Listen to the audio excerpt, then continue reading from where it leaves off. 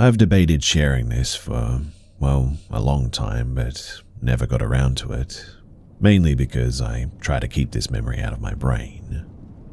This might be a long one, but it's a creepy thing that happened to me about 4 years ago. So, for starters, I grew up in southwest Saskatchewan and moved on to my aunt's farm in 2019 to live in the other house that is on their property. The house is fairly old, but to be honest, I loved it. It wasn't long, though, after I moved in that I started to feel, uneasy in the house, alone. I would close every window when it got dark, as it felt like something was watching me through them every night. Eventually, I decided to get a puppy to keep myself company when my boyfriend at the time was at work or away from the house. It helped to have the company, but I always dreaded having to take her outside when it was dark. For a bit of scene setting, our house sat on the left side of the gravel road. At the back of the house, there was about 10 meters of backyard, and then there was the cow pasture and the cow barn. We didn't own cows, but in the summer another farmer would rent out our pasture space, and so we would have them on the property. It wasn't uncommon at night to hear coyotes around the farm either, and there were tons of them as well.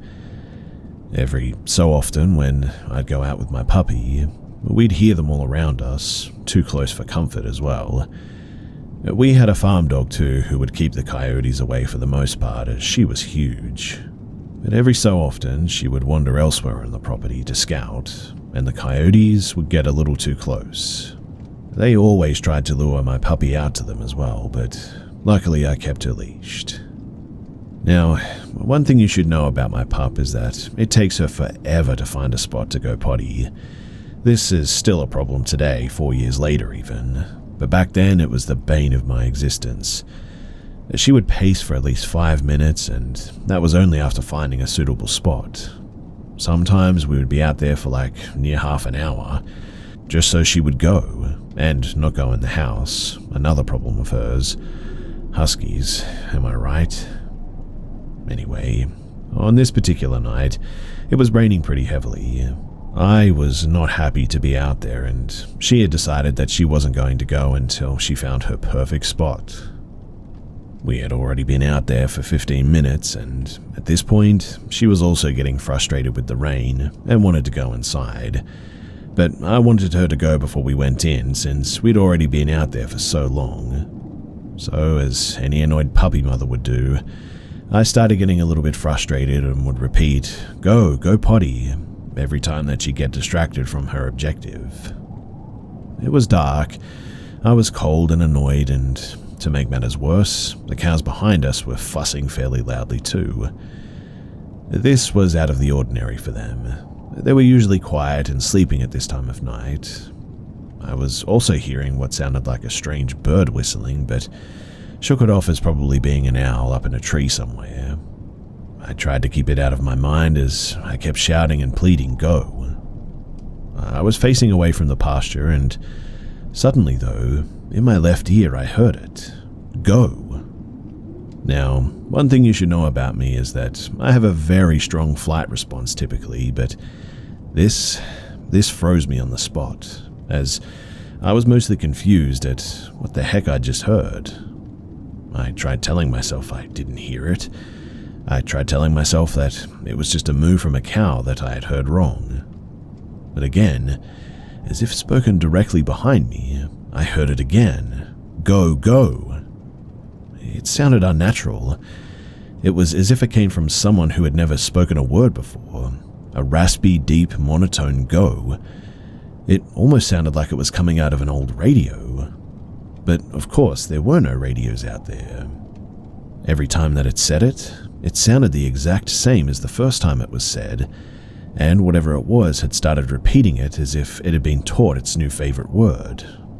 At this point, I spun around to the pasture to find nothing there. But then, again from behind me, in the opposite direction now, go.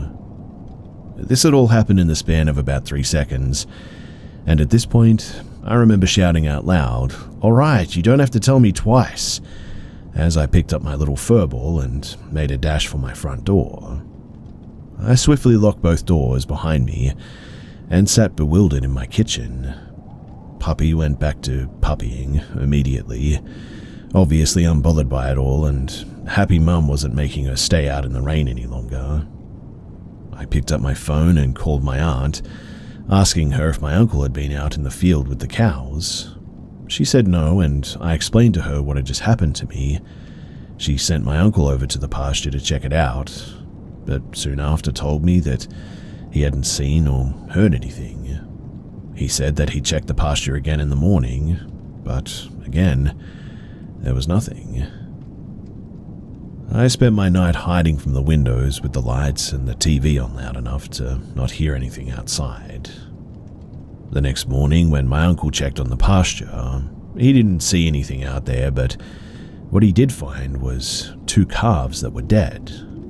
That explains the colossal cow panic that had ensued the night before.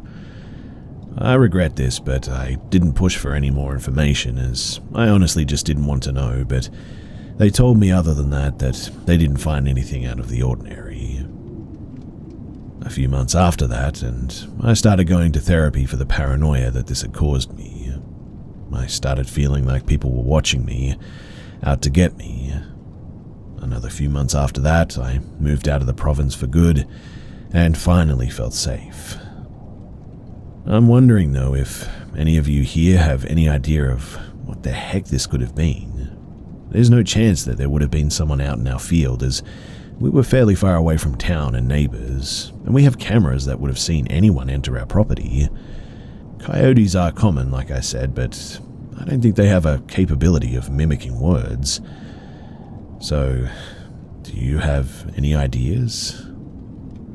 Since moving, I've had some weird related things happen as well, but I'll save that for another time if you guys want to hear it. But thank you to anyone who can contribute to this, and thanks for hearing me out.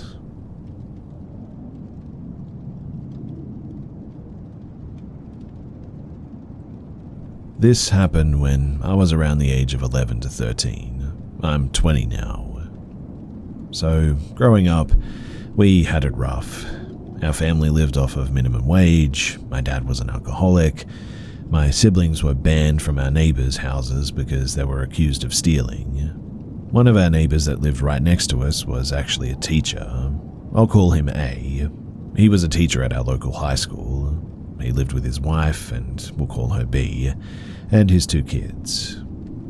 We were friends with his kids and occasionally spent afternoons at their house with our other friends. The husband, he had a brother that had mental problems caused by drug addiction. We'll call him C, and he lived just beside their house as well. It was like a duplex, but with C's door facing our fence and A and B's door facing the road. Now, there are times when we were watering down plants that C would come up to our fence and show his tongue at us, as if trying to lick the air in front of me while making eye contact.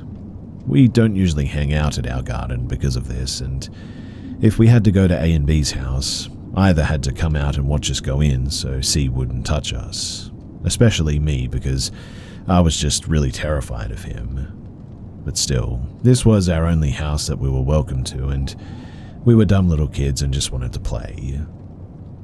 Now one day I was coming home from school. As I unlocked our gate and went in, I saw C picking our doorknob with a flattened spoon. He ran when he saw me and climbed up the fence back to his house. And to say that I was mortified is a massive understatement. I told his brother about it, but they didn't do anything. We had to add wires to our fence so that he couldn't climb our fence again. Honestly, I just thought that he was a bit of a creep. I also thought that he was just struggling with his mental state and drugs and all that, but a few months passed by and my dad was away. But by the way, I had 2 siblings, all of us are girls, so when my dad left for something, the only ones left in the house were all females. One night though, I heard a discreet sort of psst while I was filling our water containers. I ignored it, but then I heard it the second time and I looked around and saw that it was A calling me from the other side of our fence. He signaled that I should go outside because he's going to give me something. It was a 20 peso bill, rolled really tight. This was weird because when he handed me the bill, his other hand was inside of his shorts. It happened again after a few days, and this time he was wearing only a towel on his lower half, and his hand is again inside the towel, clearly doing something under there because I can see his forearms moving. This time, I was really creeped out and went inside immediately. I never told my parents about this. I noticed he also started calling my other sister, and I told her to stop going when he calls, and she did. After that too, we never went to their house again. We transferred after that, but since I attended the high school he was teaching at, and some of my friends are his students, I still heard some pretty disturbing stories. He was apparently really into the female students, mostly sarcastic to males. Years after, he was discovered that, yeah, you can guess the rest. And I don't know what happened after that, but I still haven't told my parents my story, and I'm wondering if maybe I should.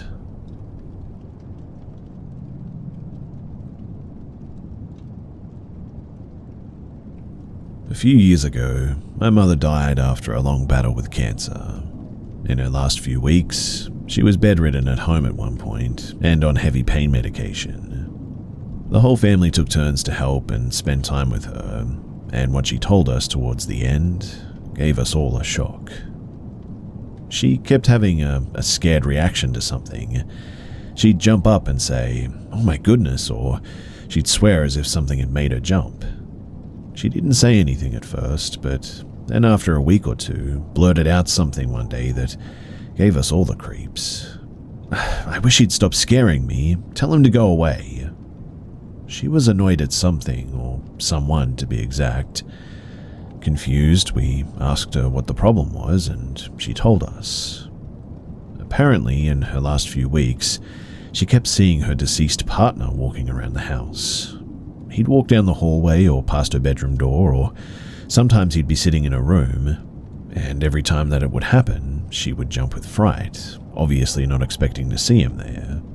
She was more annoyed than scared, I guess, but she'd see him several times a day, just going about his business as if he'd never left.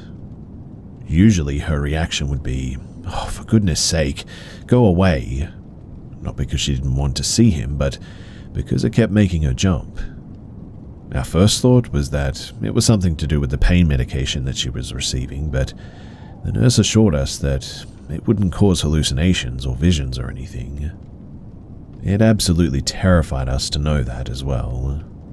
She went into hospice a few weeks later, and it was then too that the visions stopped. Weird, huh? We still don't even talk about it either, because that's how creeped out we all are by it.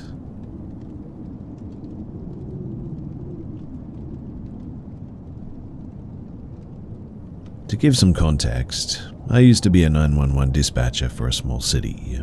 We dispatched all law, fire, EMS for the entire county, and within this county were multiple law agencies. I had been there for about 3 months or so when I met him. His name was Jake. Jake had recently transferred from a big department in California and landed himself randomly at our department. It didn't make much sense as to why he left California in the first place, but he always insisted that it was just time for him to move out to a smaller, less dangerous department. Him and I quickly became close and would chat almost every day after I got off shift. Within a few months, it became apparent that we liked each other, and our flirting progressed into something more serious. Fast forward a few months later, and it turns out that he was doing some inappropriate things to photos or videos of me whilst he was actively on duty. This and a few other things that he had kept hidden on duty led to him losing his license and leaving. During the process of his termination, his sergeant had suggested that I get a protective order against him, as he had apparently made threatening statements previously towards me, such as, "You better be telling the truth, I'll find out on Tuesday if you're lying to me," etc. I had begun to fill out the paperwork and was told that I had a temporary protective order on him in the meantime, but don't think that I ever actually did. Anyway, about 2 weeks later after his termination, he calls me to catch up. The entire call is like an old friend to an old friend. What am I doing for work? Do I have a boyfriend now? But progressively turns more personal. When does my shift end? What do I drive?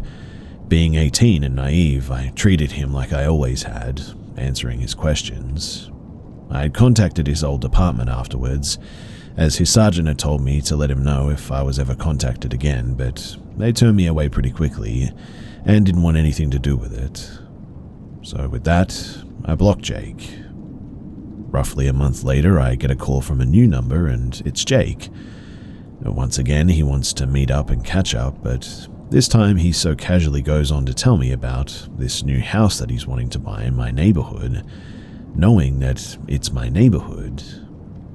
I had never told him where I'd lived in town, let alone what specific neighborhood I lived in. During this call, he progressively got more aggressive as well, making statements such as, if I knew that I was going to get canned, I should have just had my way with you. He half-heartedly joked about getting a hotel room just for me, and, well, that was that. A few days later, he FaceTimed me, and once again came off as simply wanting to catch up as he was sick. Midway through our seemingly normal conversation, he makes it apparent that he's been touching himself this entire time. Keep in mind, nothing suggestive was mentioned, and our conversation at that point was about his new dog. He's blocked once again, but has tried to follow my social media, and now I've started to see him in my area too. Last I knew, he lived nearly 30 to 45 minutes in the opposite direction from me. So, my question for all of you guys is, am I just reading into this, or should I genuinely consider this stalking, and if so, what should I do?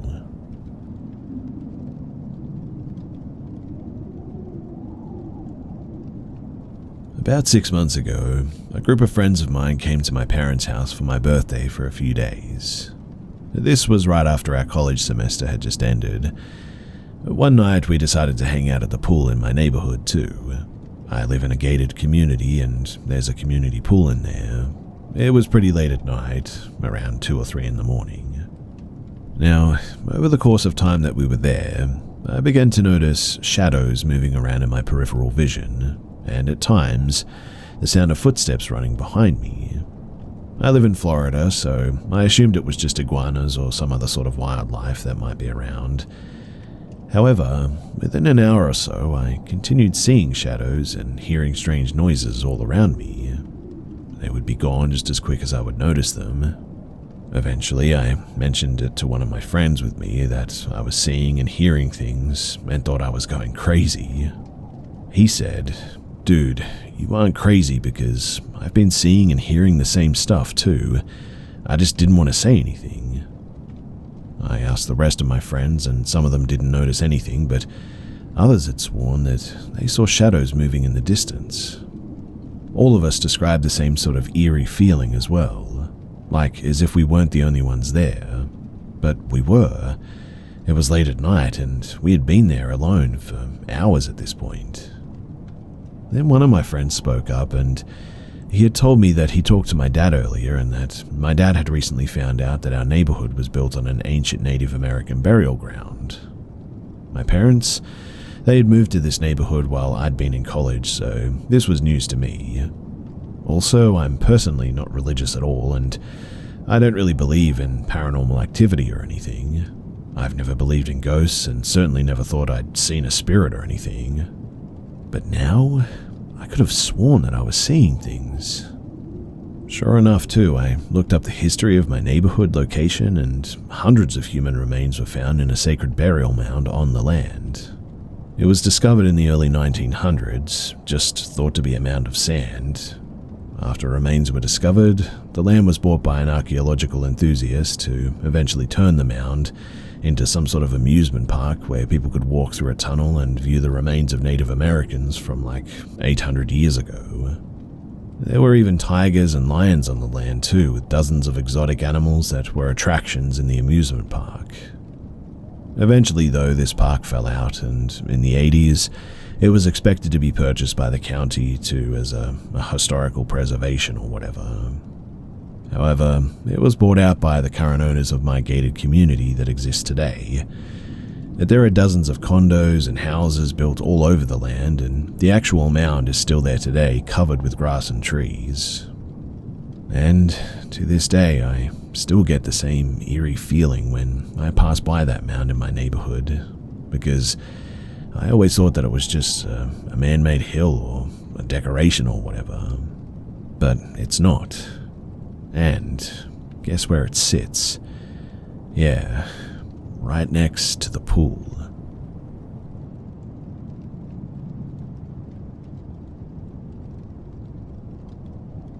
At 4 a.m. tonight, we got back from our walk. We live in Poland, pretty much on the Czech border, and usually take a late walk. Around 2 a.m. we took our off-road vehicle into a nearby forest that we've been in many times. We parked the car and walked across a bridge to a spot that we visited in the daytime. I should also mention that there's 2 separate sides of this forest. We walked deeper into the woods. Surrounding us are mounds, which I think are old war trenches, based on the area's history and items that we found there before. The ground is full of dead leaves, so you could hear any movement, especially this night because the woods were completely silent. All of the grassy plants or shrubs on the ground around us looked like they'd been recently crushed, not cut down, and all facing the same direction, which was a little bit weird. It was honestly like a herd of buffalo came from on top of the mounds and just ran down and trampled them all. I assume deer did this, but as we were walking closer to the mounds to venture upwards, all of a sudden we hear this heavy thud on the ground, like a weight, maybe 60 kilos, landed approximately 5 meters away from us, closer to the mounds. We didn't see anything or hear any other movement, which was strange. So we decide that this is the time to leave. The bridge is about 20 meters away. I'm trying to move quickly. My partner is clapping and shouting in case it's a wild boar. When we get to the bridge, we're still on the same side before crossing back to the vehicle. We both stop and shine our flashlights at the forest to see if there's something there. We don't see or hear anything. But about 30 seconds later, we begin to cross the bridge, still with our flashlights pointed at the forest. But now, in a bush about 3 meters away, are 2 sets of round yellow eyes staring at us. The first set of eyes is maybe, like 1.5 to 2 meters from the ground, and the other set is about 1 meter from the ground. Even though we had just shined our flashlights in that exact spot, and were still in earshot of this bush, we didn't hear anything moving there. You can't even take one step there without the leaves going crunch though, so that was definitely strange. The only thing that we actually heard was the sound of the initial thud, so how did this thing move so quickly towards us without making any noise? We walked the rest of the bridge backwards while shining lights at this bush. The whole time these eyes were watching us as well.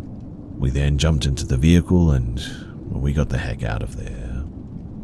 Luckily, it didn't follow us, and whatever this was stopped, stared, and just stayed behind the bushes on the other side of the bridge.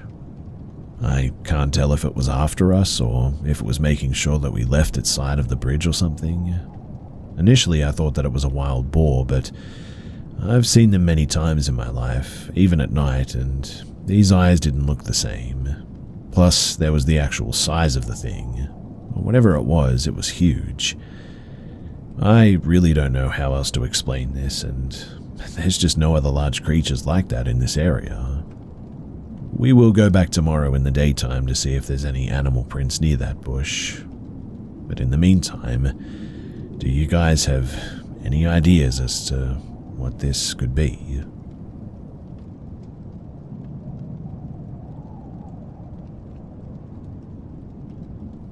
This incident took place in the summer of 2023. Last year, I transferred with my company to take a new position in a major Midwestern city. My spouse was still working and living back in California for the next few months, so I rented a studio apartment for myself in a newly renovated apartment building in a popular downtown neighborhood until we could look for a place together.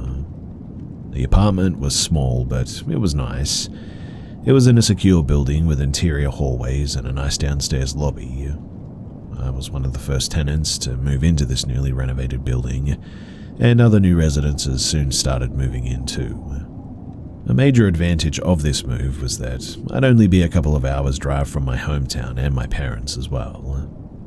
I started my new job and everything was going great. I was enjoying my new neighborhood, and the neighbors in the apartment building generally kept to themselves, like I did. Then, a new guy moved in across the hall and everything changed.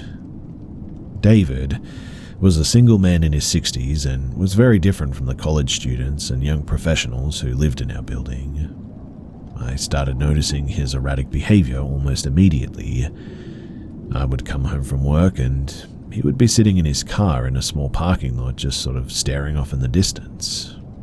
We were having issues that summer with smoke clouds coming over from the vast Canadian wildfires. They were leaving a light dusting of ash on our cars similar to pollen. David, though, was convinced that someone was spraying this dust on his car and was accusing various tenants that he would run into in the parking lot. He would hoard trash in his apartment and leave trash bags in the hallway, causing a foul odor. He would also be yelling to himself in the hallway. I finally had enough and I complained to the leasing office. The manager was quick to dismiss my concerns, saying that she'd been in this apartment and everything was apparently fine. In August, though, my parents' 50th anniversary was coming up, and I was excited to go home and spend a weekend with them. A few days before their anniversary, my boss informed me that he would be flying into work on an important project with me that would have us working throughout the weekend. I was really disappointed, and I felt like I was letting my parents down, but I managed to get away for a quick overnight trip in the middle of the week to see them and get back before my boss was due to arrive. I drove down and I spent the night with them, and the next morning I checked my email as I was getting ready to head back. There was an email from my apartment manager in regard to the incident the night before. The email was very vague, but it stated that a resident was dead and there would be further details coming later. My heart sank and I immediately went pale. My mind instinctively went to my strange neighbor, David. I opened up a local news app for my city, and the top story was an active shooter in my apartment building who was killed during a SWAT team standoff the night before. Apparently, David approached my next-door neighbor in the hallway with a gun and threatened to shoot him. The neighbor ran into his apartment and called 911. David also called 911 and told the dispatcher that his neighbors were hacking his phone, and if the police didn't come, he was going to start shooting people. The police came and tried to talk to David, but he had barricaded himself in his apartment and claimed to be heavily armed. The state police and the SWAT team soon arrived, and David began firing a rifle out of his window at anyone that he saw in the parking lot below. All of the neighbors on my floor were trapped in their apartments with no way of escape. They had to get down and barricade themselves from the gunfire.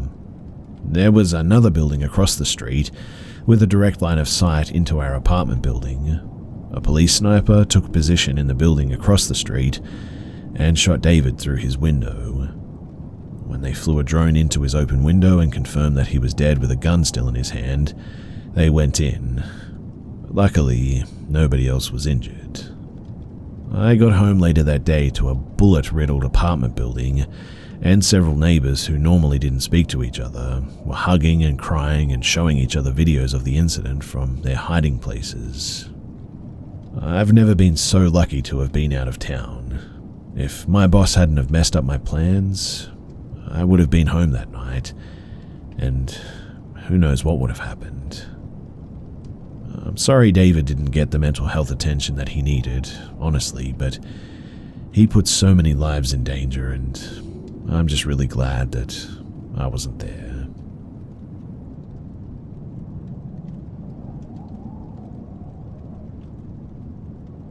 I grew up in a small Southern Californian town, known for its orange groves from days gone by. All those groves have been replaced by housing developments and also shopping centres now, but there were still quite a few around when I was growing up in the late 90s. My friend Johnny and I used to get into all kinds of trouble back then. We were just general miscreants, I guess, but there was one time that I truly believe that we almost became victims of a child predator. If anyone listening to this also grew up in the 90s, then you know that it was a different era. We'd be out all times of the day, and our parents would have no idea where we were. There were lots of kidnappings back then too, and I can remember multiple times that I was offered candy or asked by some creep to help him find his cat. I always said that I'd go and check with my mum, and by the time that she'd get outside ready to whoop some butt, they'd always be gone. Anyway, Johnny and I were up to no good one day after school, like always. We were traipsing around this orange grove that bordered his street. We started pulling these little metal dam things off of the irrigation channels and tossing them wantonly. All of a sudden, though, we heard a sharp whistle, and both looked up to see this man about maybe 25 feet away from us, wagging his finger and going, But his reaction was not at all proportional to the property damage that we were causing. He clearly didn't own or work in the grove, because instead of screaming at us to stop, he had a grin from ear to ear, and I can still see his face in my mind all these years later, and it gives me chills. Johnny and I stood there for a second watching this guy. Then we looked at each other, and Johnny looked back toward the guy and shouted, "Run!" I look over, and the guy is in an all-out sprint toward us now. Despite the physical exertion that he was putting into his sprint, the grin was still on his face. Johnny and I ran harder and faster than we ever had before. We made it out of the grove and back to his house before noticing that the guy wasn't behind us anymore. We quickly forgot about it because Johnny's family had just gotten a Nintendo 64 and we started playing Mario.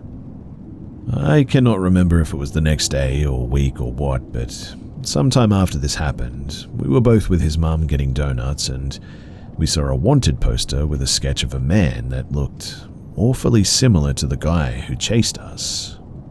He was apparently wanted for trying to kidnap a boy outside of a school. Johnny and I looked at each other and seemingly telepathically agreed to never say a word. I don't know why we never spoke up. Maybe it's because we were at an age where we'd be relentlessly bullied by homophobes because of the mere possibility that we could have been, assaulted like that. But we never did speak of it again. As I'm sharing this, I'm considering reaching out to him to see if he remembers and if it aligns with my memory of the incident. There were so many different things that happened in my childhood in the 90s that could have easily ended with me dead. Somehow I'm still here, and I even have my own family now. I trust no one because of incidents like this, and these days, I always have my head on a swivel.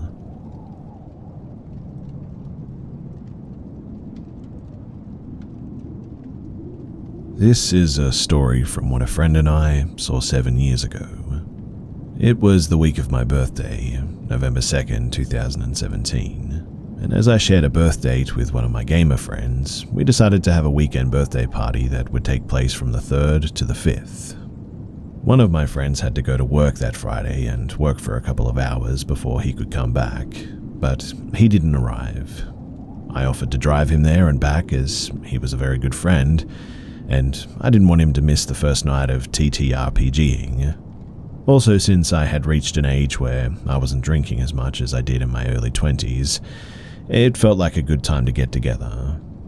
He worked as a floor cleaner in a chain store in our home state of Michigan that was 20 miles away from my house, so I was fine with just waiting in my car with my book. Now, I work in the criminal justice field and am trained to observe and retain details about notable events. I'm still able to recall critical events from 12 years ago with great detail. Also, my friend was present and confirmed everything that I saw. He may not work in the criminal justice field, but he did go to college focused on it, and he is a great observer, often noticing things that all our friends miss. Anyway, It was 2 in the morning when we drove to this job. Being the gamers and the sci-fi fantasy fans that we are, our conversations were filled with our geekiness the whole way up. Driving north along this Michigan highway, we didn't see anything other than some white-tailed deer movement, which in the rural area of Michigan is not out of the ordinary, and it seemed to be another fall night with a relatively open sky as well. My friend went into work while I read my book with nothing abnormal happening while I sat there. He came out a couple of hours later and we set off back to my place. We had been driving and talking further about various geeky topics until we began driving up this hill. We just seemed to have an awkward silence between us in the middle of our conversation, and I specifically remember thinking something was just off as we reached the crest of the hill. At the crest of the hill is a house on the passenger side of the road, with a mailbox and a guardrail which leads from the base of the hill up to the driveway because there's a crazy sort of ditch on the other side of the rail. As we're about 50 yards from the driveway, I saw it, standing there by the side of the road. I could see the brown legs, torso, and antlers. I specifically remember thinking that the deer looked absolutely huge, and in the back of my mind, thinking that I should find out who owned the property near there that would let me go hunting near the area. But as we reached the crest of the hill, I realized that this was not a white-tailed deer. This thing was standing on 2 legs with what would have been its front legs hanging at its sides, as a human would have their arms. The head was also wrong, as it just didn't seem to have a snout, and its face was covered by hide with its green glowing eyes facing toward us. Its antlers were sitting at the top of a sort of human-shaped skull almost, which is not where they sit on a deer's head. This thing, though, was absolutely massive, standing between 6.5 and 7 feet tall, and very broad, which I'm gauging off of the scale against my car as I drove by it in comparison to my size. I drove a 2008 Chevy Impala, and I'm 6 foot tall.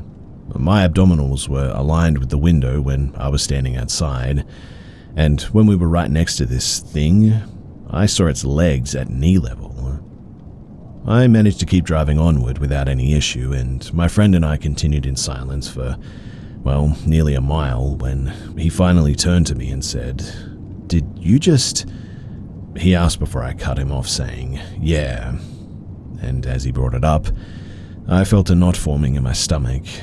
He continued, "You know, that could be a..." I cut him off again and said, "I really don't want to talk about it, okay?" We stopped talking about it and continued for the next 10 miles in silence till we reached my house. We went to bed, even though some of our friends were still up, but I didn't sleep well the rest of the night. It should be said that I grew up in this 4-county area, and I've been traveling these roads at all hours of the day and night my entire life, especially the one that we had taken, which I traveled at least twice a week at roughly the same time frame. I have extensive experience with Michigan wildlife, and have acted as the nighttime deer spotter for my family since I was old enough to see over the dash. I've hunted since I was 10 years old, and have killed many deer, and as is common in my area, I have been the victim of a car deer accident more than once in my life. If anyone thinks it was a person doing a prank, you could factor that percentage down to pretty much 0. It's near the end of bow hunting season at that time, and no one outside of the towns and cities would dare dress as a deer, much less by a road. I also discussed this with my friend before sharing this, and our descriptions of the events matched. We don't talk about this much, and we really don't see each other often at all anymore. Also, I was used to staying up till dawn, so it wasn't me being tired or anything. Weirdly though, why did it seem we had entered a sort of trance like that? I've seen blood spurting out of someone's open neck, and I've not missed a beat as I applied pressure waiting for an ambulance, so why did this bother me so much? What was it? A Wendigo, a skinwalker, a not a deer, or something else? The questions still haunt me, along with the anxiety that I feel every time I walk into the woods. I haven't seen anything like this since then, and really, I hope that I never do.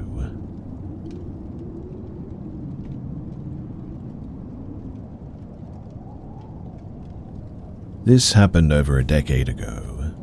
My ex and I decided to hitchhike across California because we were bored and homeless, and really we had nothing better to do. We stopped in a small town and found a little stream underneath a bridge. My feet were hurting really bad, so I took my shoes off to cool them in the water, and that's when I noticed movement in the bushes to my left. Then a strange man walked out, staring at me wide-eyed. He made a movement with his finger as if he wanted me to go into the bushes with him. I froze and I yelled for my ex, who was on the bridge waiting for me. He came running, but by the time that he got there, the man was gone. It was a really creepy experience, but I'm used to weird things happening to me because I look much younger than my actual age. I know he must have thought that I was a kid at that time, which that makes it even worse, I suppose. It's unnerving, though, to think that someone could be comfortable enough to do that in the daytime. And that is why these days I never go exploring by myself.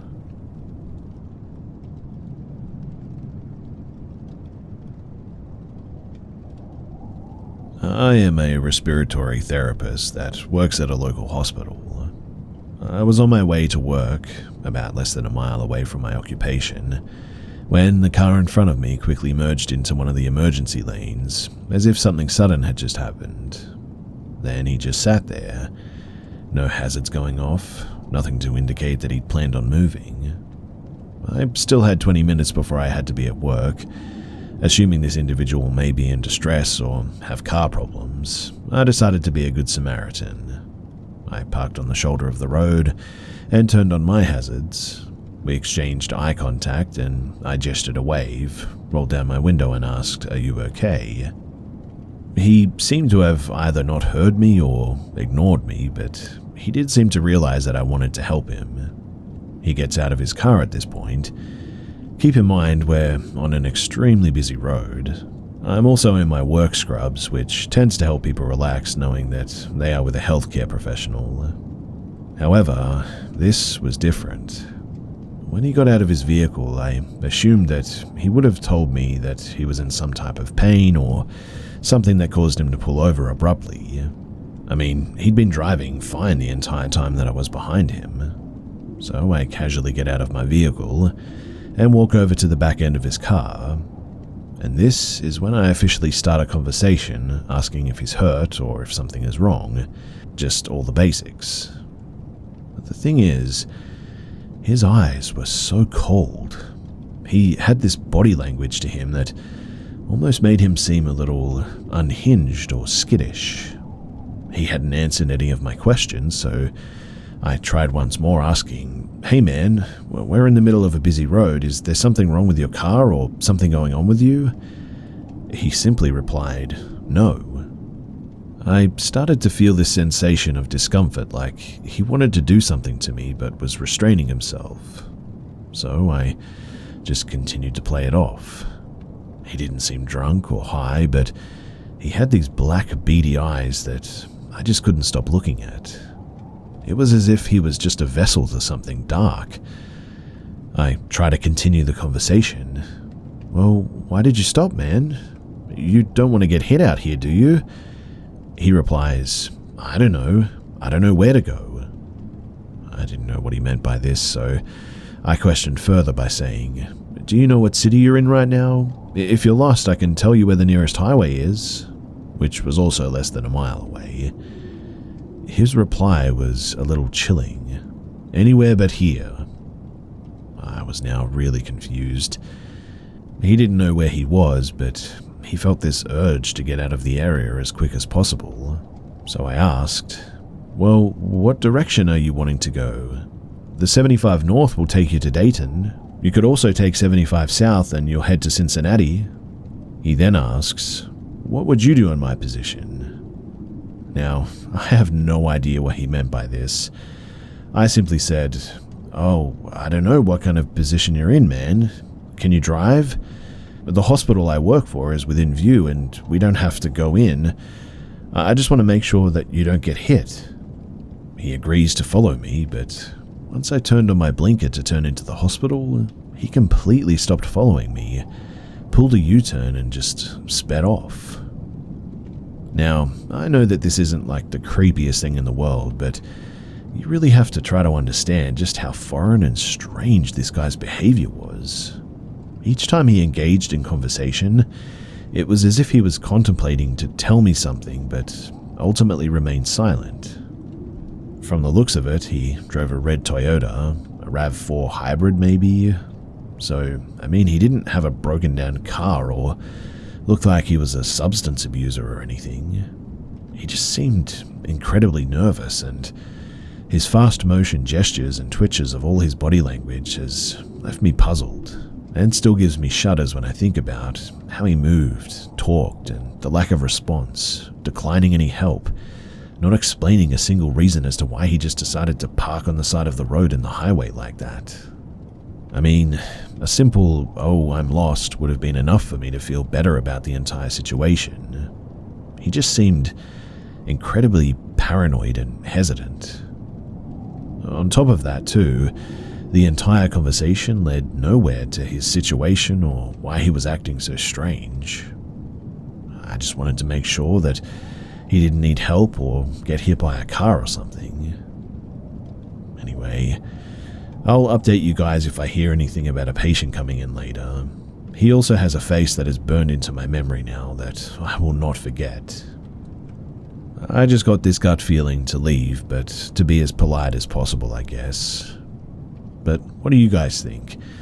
Do you have any thoughts as to what this all could have been about?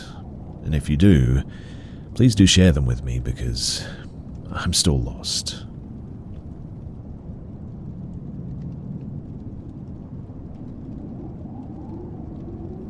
So, this started about 2 to 3 years back.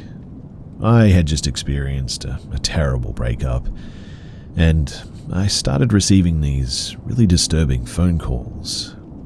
It started simple. The first call I answered, and the person on the other end said how much they missed me. Now, I have a very small circle of friends, and I'm not on Facebook or any social site where I update my photos or daily activities or anything. This is important too, and I know that the ex that I just split up with had nothing to do with the following as well. The first call, like I said, was simple. They said that they missed me. I asked who it was, and they said, "It's me, don't you remember?" So I just hung up, and they immediately called back. Crying and upset that I was being mean, the caller clearly was an adult male, but they were talking as though they were a very young child, around 6. I hung up again, and they didn't call back. Looking back, I should have blocked the number, but as I mentioned, I just got blindsided by a breakup and I wasn't thinking straight. Then they kept calling. They would call, and if I didn't answer, they left messages saying how pretty I looked with my blue sweater that day, or that they knew how I took my coffee now and said that they would remember it for when we finally went out for a drink together. At that, I blocked the numbers, but they would call from another. I answered one day, yelling at them to leave me alone, and hung up again. When they called back, it wasn't the boy this time, but his mother.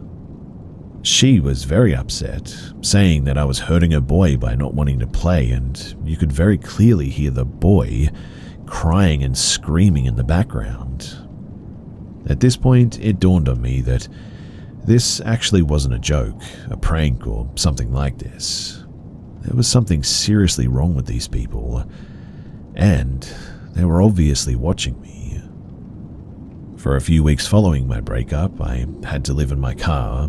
The entire time I hardly slept. I was terrified, thinking that I would wake up one day and see him standing outside of my windows. When I finally got a place, he called to congratulate me, and he couldn't wait to come and play with me. I haven't heard from the people for a year now, but I checked my phone after a very busy workday, and I noticed 10 missed calls, and to be honest, I'm terrified to check my voicemail. I've reached out to the cops, but they won't do anything since I haven't been explicitly threatened and have been advised to just block calls. I'm going to change my number, but I'm terrified that the calls will continue even after that, and that it will upset them further. I'm sharing this because I'm hoping that people might have some kind of advice for me if I reach out to them, or tips or something. Because right now, I honestly feel like I'm living in a horror movie.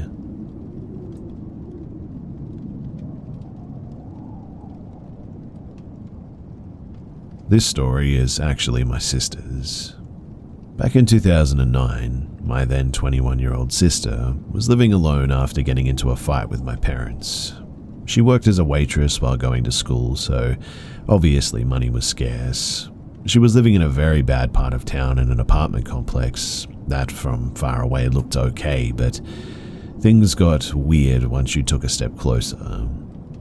It was one of those 2-floor South Florida buildings, but all but maybe 5 units were currently occupied, a 5 out of 18. The rest were in such bad shape that they couldn't be rented. We're talking about holes in the roof, broken pipes, etc. One night though, my sister is getting home at around 11 p.m. after her shift was done, and she notices this old van parked in one of the spots next to the stairs that she had to take to go up to her apartment. I guess natural instincts kicked in because she decided to not use these stairs and use the other set of stairs on the other end of the building. She had to walk across the entire parking lot to reach these stairs. As she's doing this and going up the stairs, she looks at the van and she realizes that there's 2 people in it, sitting in the dark, looking at her. Seeing this, she decides to hurry up and sort of sprint to her apartment. By now, she sees that these 2 men get out of the van and they start running up the stairs next to their van to try and catch her. Her apartment is so close to these stairs that by the time that she's near her door, they're halfway through the stairs. She turns around and starts running towards the other set of stairs that she had just come up from. By the time that she's going down the stairs, the guys are chasing after her, running into the 2nd floor towards her direction. She couldn't run across the parking lot back onto the street because they would have caught her for sure eventually. So instead, she ran to the back of the building hoping to jump the fence or something.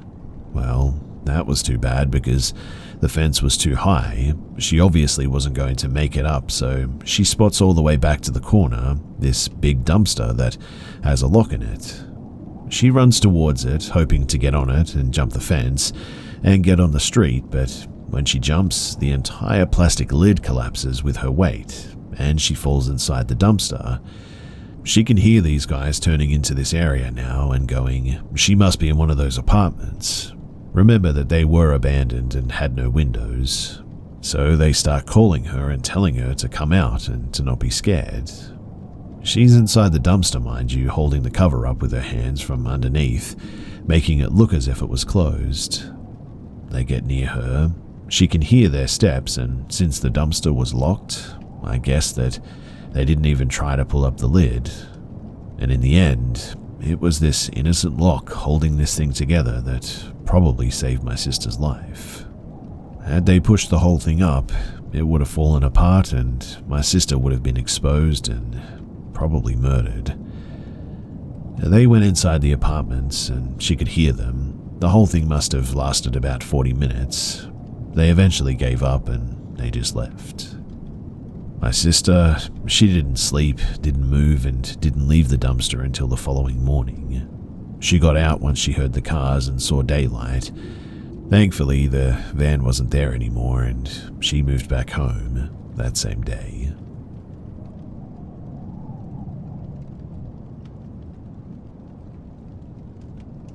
I'm looking for some opinions on this encounter because, although it was years ago, I always think about it and just wonder, what if?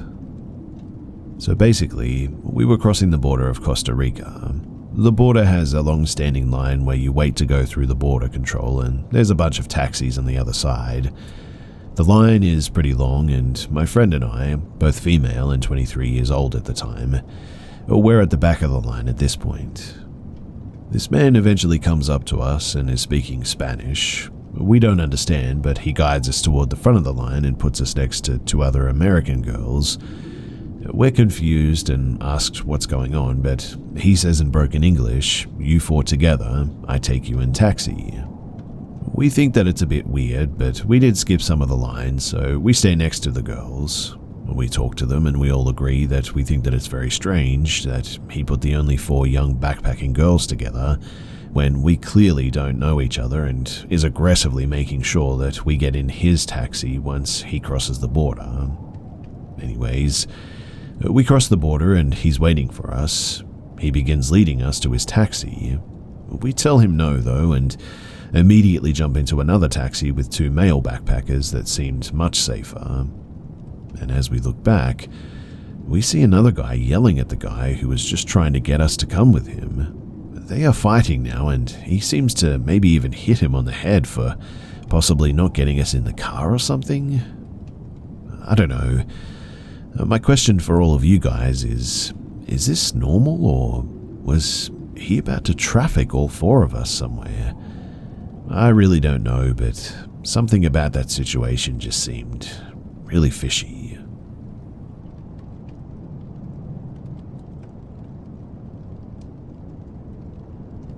I live around a small town in Kentucky, out in the boonies. Behind me is 1,000 plus acres of pure woods, hardly any clear patches in fact.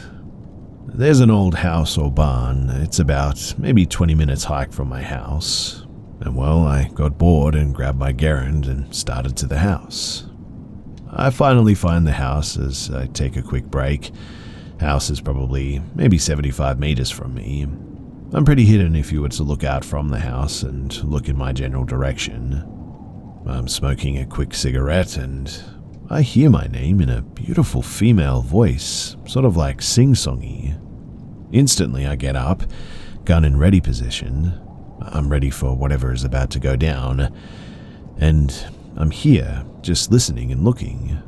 Birds are still chirping, bugs are still buzzing, so I'm like, okay, I must have just imagined that. Whatever. So I started walking to the house. I'm on the front porch, but before I head in, I leave a cigarette on the porch. I was always taught that going into an abandoned house in the woods, that you always leave a gift. Also, this is my very first time finding the house and being inside of it. So I walk in and, honestly, for a house built in the early, maybe 1910 to 20s, it was in pretty decent shape. I spend maybe, 20 minutes in the downstairs floors and I start going upstairs. And my body froze and I heard my name again, but it sounded like it was on the porch now. At this point, I'm getting a really odd feeling. I'm already halfway up the stairs though, so I say, to heck with it and keep going. I walked around upstairs, found a window with a really good view, spent a few minutes enjoying it, and I felt this cold presence on the back of my head, as well as with a hand on my shoulder. I instantly turned around and there was nothing behind me. But I heard small running footsteps that went down the hall and sounded like out the door, followed by a little girl's laughter. When I say that I ran like a bat out of hell, that is an understatement. Full-blown running, gun in my hands, I hauled butt through the woods and I get a good 100 meters away. I'm completely out of breath. It's about 10:30 in the morning. I left at about 8:30-ish. I begin smoking another cigarette on a log and I'm hearing the birds chirping, etc. At this point, I'm like, good, keep chirping. I start heading home and I was walking a pace that I like to call, I'm scared but I ain't trying to look like it pace. I get about 200 meters from my house. Last obstacle is a creek. I'm on a steep hill to the right overlooking the creek. And for whatever reason, something in me said stop and look around. At this moment, I realized that there's no birds. Not even the stupid bugs are making noise now. It was so quiet that I could hear my blood flowing through my ears. I heard something down the creek too. I poke over the Civil War fence to see what's down below, and it's just a single buck standing there. alright, well, all that for $1. I start walking down to the creek when this thing stood on its hind legs and bowed before taking off on all fours through the woods. It was at this point that I began a nice jog back home. The following night, I heard my name again from the woods around 3 a.m. At this point, I yelled a very subtle "get lost." The dog's got to pee though, which is why I had to go outside at 3 a.m. by the way. But I haven't heard it since, and it's been 5 years since then. I still go to the house every now and then and never had the same experience. Personally, I really don't know what touched me, let alone breathed down the back of my neck like that, but it definitely was stalking me, whatever it was. There are a few more other stories from those woods that maybe I'll tell another time, but this one always creeps me out whenever I share it.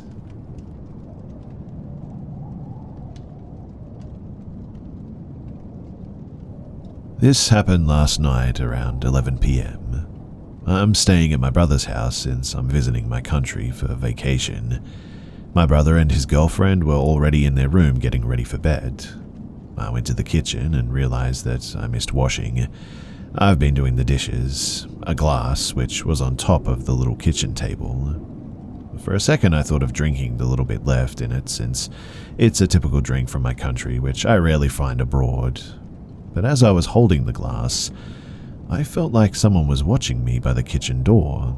So I turned around thinking that it was my brother's girlfriend, her young daughter, or my brother, even though they were all already in their rooms with their doors closed. But then as I turned around, I saw in the middle of the hall right out of the kitchen a young woman looking at me. Her hair was straight and long, falling to one side as she was basically bending from her waist as she looked inside the kitchen where I was. It was so fast, but the image so vivid that I was completely shocked.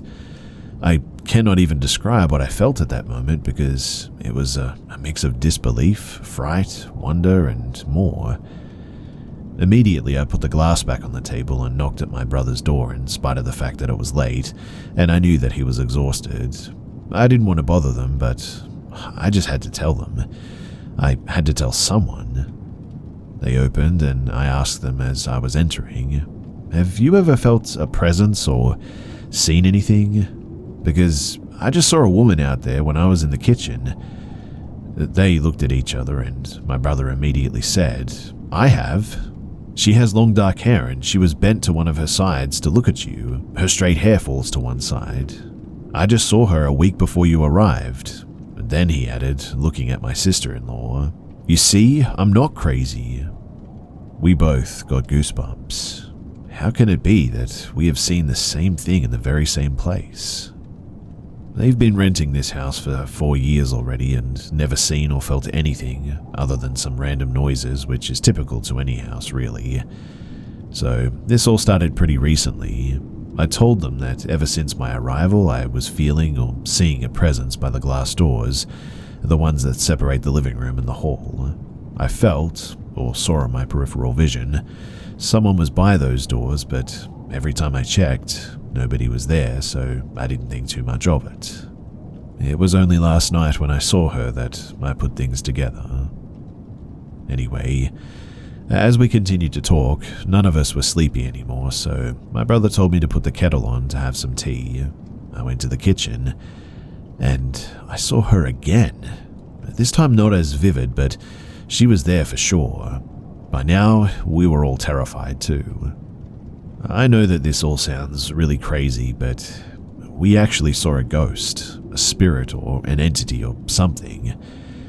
I politely asked, well, her I guess you could say, to please leave because she was scaring us. My brother lighted a candle and said a prayer.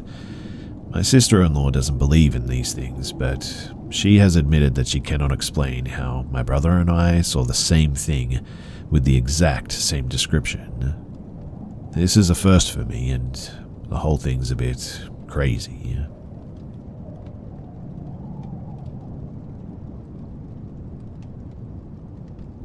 This is a true story, and I've been kind of obsessing over what the heck happened out there. I'll try to keep it as brief as possible, without leaving out any key details. The wilderness, it's my peace and my home. But these woods, there's something wrong with them, and I never should have come to Washington. So, my wife's Uncle Jay bought some land just north of Spokane, Washington with a friend of the family, Kay. They got it at a significant discount because a nearby aluminum smelter had polluted the ground and it was impossible to use the water beneath the ground. They had set up 2 plots and each had a camper to live in. Jay had been progressively getting paranoid and saying people were stalking him and watching him in the trees. About 3 months into living there, a man wandering through the woods there had an interaction with Jay and ended up attacking him and breaking his jaw. Upon being arrested, the man said that he was overcome with the desire to see if he could kill him with a single punch. 2 months later, Jay was murdered in his sleep on the couch in his camper. Kay found him and immediately ran as far away until he stopped to call the police.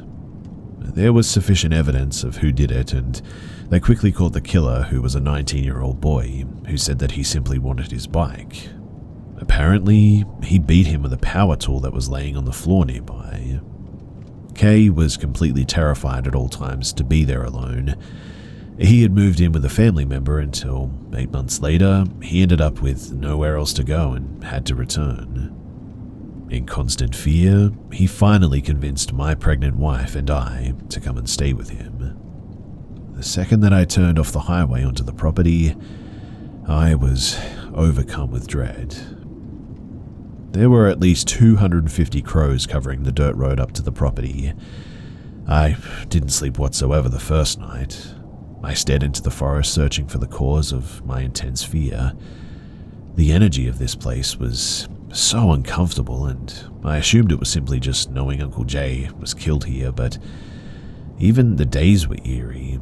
Never did I have a moment where I didn't feel watched here.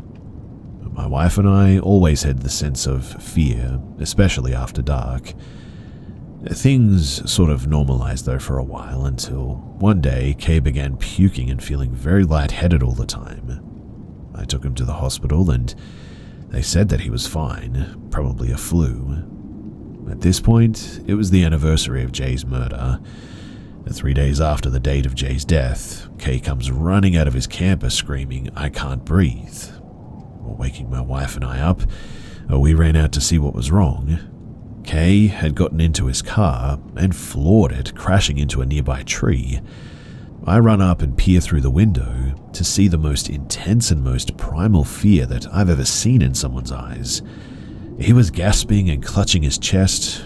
Moments later, he breathed out one last time, and then he was dead. We tried CPR for 30 minutes until the EMS arrived. On July 10th, though, 1 year and 3 days after moving there with Jay, and they were both dead. Now it's only me and the wife alone on the property, every moment living in fear and not understanding what happened here. I still don't know why we didn't leave right away, to be honest. But one day, I came out to get fresh water from a drum that we kept for water to smell the worst smell that I had ever smelt. The water container had a 1-inch opening on top, and inside the water were bits and pieces of chipmunks, like spines and heads. They didn't fall in, mind you. Something had definitely ripped them apart before putting them inside. The nights were also getting worse and worse. I never saw anything other than shadows messing with my eyes. I was nearly always filled with unease and intense fear, though. Fear in the woods, even at night, is new for me as well. We all get a little bit spooked in the thick of the wilderness and pure darkness, but compared to my home, this wasn't even a wilderness. The snapping of branches and pine needles crunching underfoot haunted my every night. The screeching owls loved to chime in right at the height of anxiety. My nights were spent peering into the pines, watching, always waiting for whatever evil to present itself. I knew that it was out there, and whatever it was, it wanted me to know it too. One night, my wife and I returned home to having the worst feeling that I had ever felt. Every second driving up that long dirt road increased my anxiety tenfold as well. Something bad was ahead, and it was clear to both of us. The thick fog shrouded the pines. If it wasn't for the glimmer of the full moon, it would have been pitch black that night. Everything looked different too. Although it was right where we left it, nothing seemed out of place. Looking around, I suddenly see this orange, long-haired, manged cat sitting on a stump. This cat's eyes were so intense too, fiery, almost glowing but not quite. That cat, in my mind, was the embodiment of pure evil at that time. I saw darkness in it. We start hearing branches snapping, pine needles crunching all of a sudden, seemingly from every direction. The brush was sweeping back and forth, clearly indicating something was running within it. Here I am still staring at this cat, almost frozen in fear. Suddenly a voice breaks out, echoing through the forest. "Hello? Is anyone out there?" A little girl, I thought, but something was off about the voice.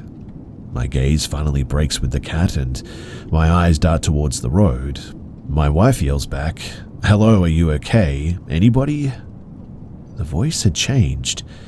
Help me, it said. It was the same person or thing yelling, but it was sort of as if it was trying to disguise its voice almost. We yell back several times without response.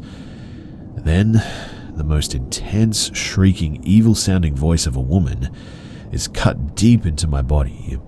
I am filled with more intense fear than I am able to describe. But my wife, she is overcome with the need to find this person, and she started to head off into the forest without a word. I grabbed her by the arm, though, and tell her that something just isn't right. Why won't she respond to us?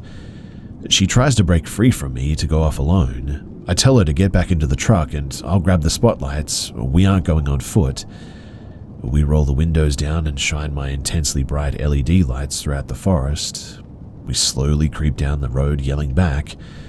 As we get further down the road, the voice strikes out, "Please, why won't you help me?"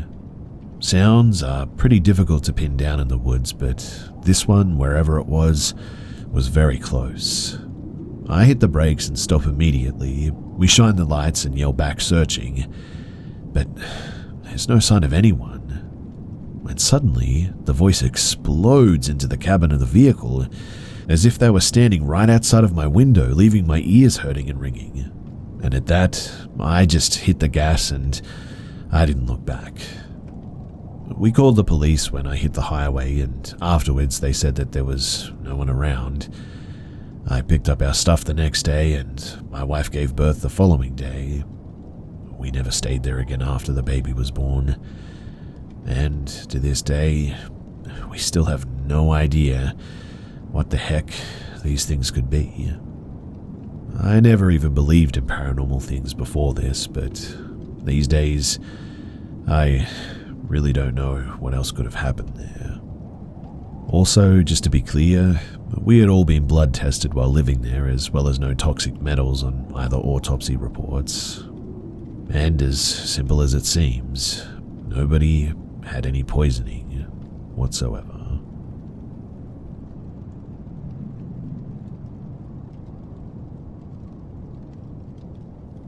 I grew up about 15 miles outside of downtown Portland in a semi-rural area.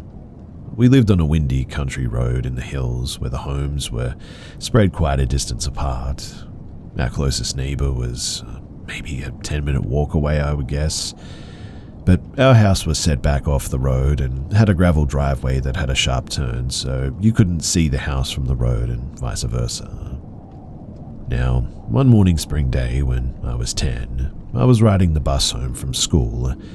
As the bus squeaked to a stop at my driveway, I looked out the window to my left and saw a man in a grey pickup idling aside the road, parked perpendicular to my driveway, almost blocking it. Being so young, I thought nothing of it, but when I got to the front of the bus, the driver held her arm out, blocking me from going any further. "Do you recognize that truck or that man?" I told her no. At that point, she opened her sliding window and motioned for him to move along. He looked at her, then looked back ahead and didn't move. He wasn't looking at a map or anything, just sitting there. The bus driver then got on the intercom and told him that he needs to move along, but he continued to just stay there. Then she said, "So you best move along. I'm not going anywhere until you're out of here." He finally left, and after a few minutes, the bus driver let me out, and she said that she would wait several minutes for me to get up the driveway to go home. I told my mum what happened as soon as I got home, and the next morning she came with me to catch the bus and to thank the bus driver. I believe that she gave her some sort of a gift, but I'm not sure exactly. After that incident, my mum and stepdad hollowed out a section of the trees at the end of the driveway as a hiding spot. In that spot, my siblings and I could watch the road while waiting for the bus in the mornings while nobody could see us. This incident, though, gives me chills when I think about it. If my bus driver hadn't have been so vigilant in looking out for me, and if that man in the pickup had been up to no good, I would have absolutely been a goner. Right after my driveway, there is a sharp turn and a steep downhill, and the bus would have been out of sight within seconds, which means that there would have been absolutely no witnesses.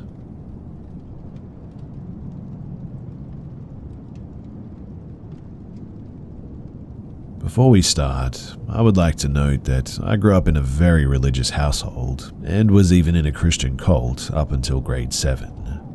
After grade 7, my family entirely broke away from the church and never looked back. I'm not religious, and I've never experienced anything that I would categorize as spiritual or paranormal.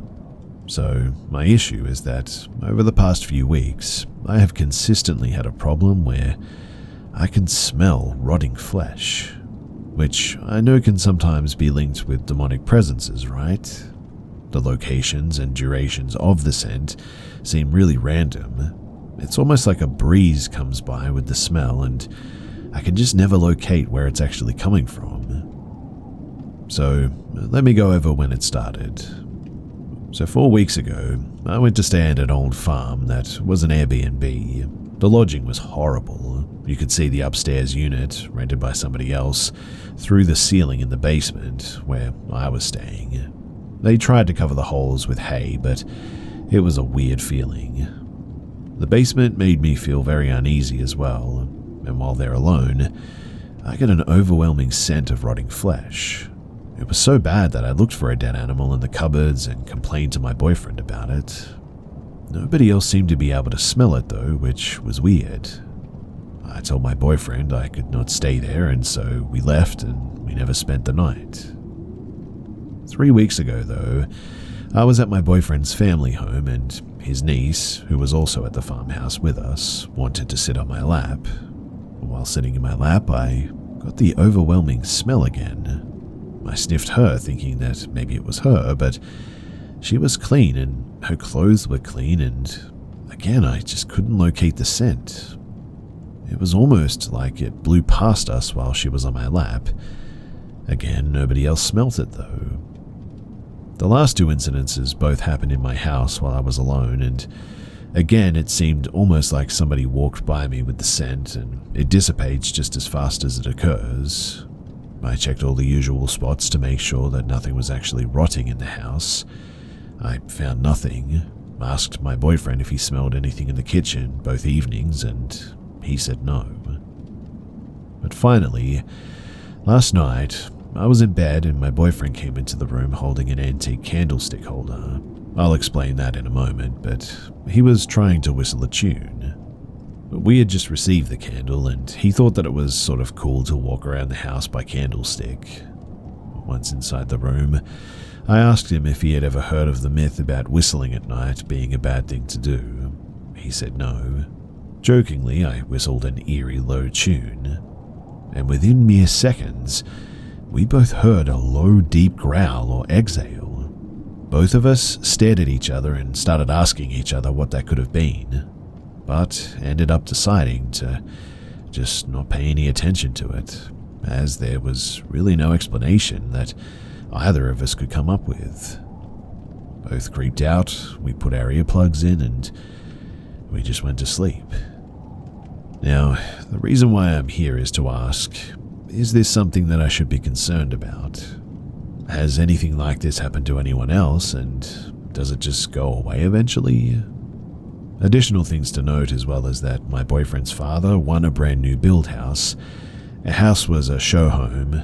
3 weeks ago he went to the house before he sold it and took some of the leftover show home furniture, including several antique items. That's where the candlestick came from. All antiques are now on display within my home. I'm not sure if they're legit or not, but anyway, that's where they came from. I don't feel unsafe or scared in my home alone. There's no negative energy or anything like that I'm aware of anyway. My boyfriend's stepmother, unfortunately, committed suicide several years ago, and in her note or will wrote that my boyfriend was not to receive any money from her death, but the other 2 sons would split the inheritance. She was an unkind and really immature woman, holding grudges from when he was a teenager. Since his father just won a house, he gave some money to my boyfriend as an early inheritance, which turned into my boyfriend buying me a ring. This was 5 weeks ago. Technically, this money was not hers, but I thought that I should note it. Again, I can't pinpoint any other possibilities or links to something paranormal that are going on in my life. I'm not sure if any of these are linked or if I'm just even experiencing paranormal activity to begin with. Whatever it is, though, it seems to follow me, so maybe it is me. What do you guys think?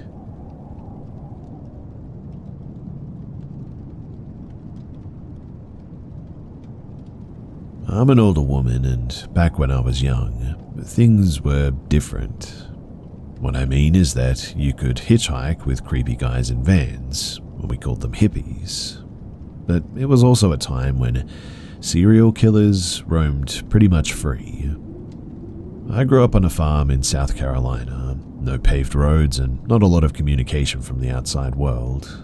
My best friend and I decided to walk to the only store or post office gas station for some candy. This was highly unusual because we never had any money pretty much. As we were walking though, this car came driving by really slowly. We didn't think anything about it because the roads are not the best here anyway. We were also not the most worldly kids, and nobody ever really told us about stranger danger. We knew everyone and talked to everyone who said hello. Well, this car passed and then we see it turn around. Well, we didn't think much about it again, but when it came up to us and stopped, I might not have known what the danger from a stranger was, but I did have this horrible nauseous feeling when I looked in the car, like when you see an animal predator and you don't know what you should do. All I know is that I had this feeling that we should run. My friend must have not gotten that feeling because she went right up to the car.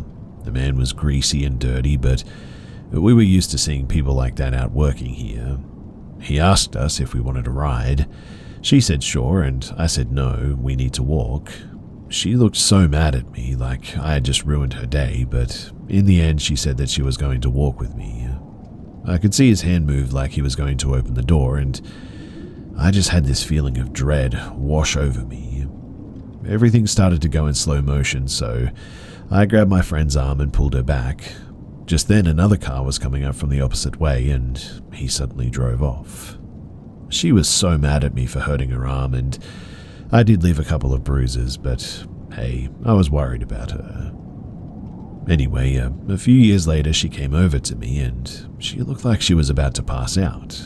She had a newspaper in her hand and couldn't say anything, so I looked at it and it was the same man who had tried to get us in his car that day. His name was Pee Wee Gaskins. He was truly a vile and disgusting human being.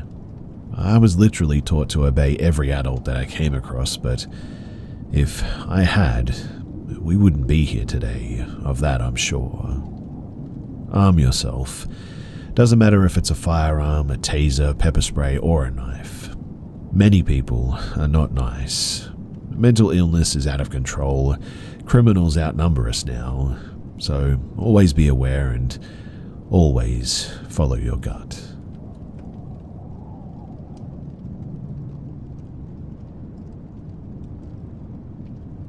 This happened about 20 years ago when I was a junior in high school in southern Louisiana. At this time, a few friends and I would go out canoeing on the weekends. One of our friends lived right next to a local river, and we would park a car at a landing several miles downstream from his property, and then drive back to his house and canoe back down to the landing. It would usually take us a few hours because we would take our time, take breaks to swim or stop and eat on the riverbank beaches along the way. On this day in particular, there were 4 of us, all males, 16 to 17 years old. But before we got onto the river this day, our friend whose property was on the river remarked about a weird place that he and another friend had seen on the river on a prior trip. He described it as a cult compound that was set back from the river a few yards in the woods. He said that he would be able to remember the little ramshackle dock that was built on the river in front of it if we saw it. In our teenager minds, we thought that it would be the perfect adventure for the day to try and find and explore this cult compound if we could. Only in the mind of a 16-year-old boy would it seem like a good idea to go and walk around uninvited at a creepy structure in the woods, right? Anyway, we set off and we were in our usual high spirits. It was a beautiful day and we were having a pretty good time. After a while, our friend sees a dirt road that led away from the riverbank into the woods. He said that he thinks this road would lead to the weird place. So we bank the canoes and start down this dirt road.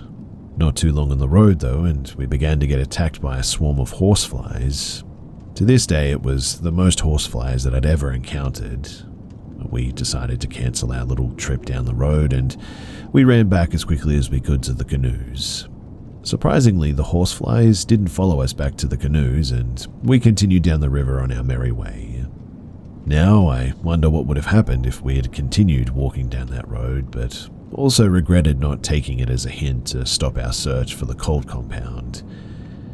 In any case, a little after that though, our friend sees the handmade dock that he mentioned earlier, so we decided to dock there and continued our adventure. We climbed up the bank of the river and walked into the woodline. After a few steps though, I could see it.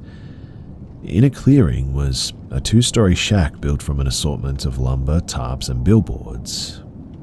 It was about that time that I noticed a moat dug around it that I realized, a crazy person lives here. We should probably leave.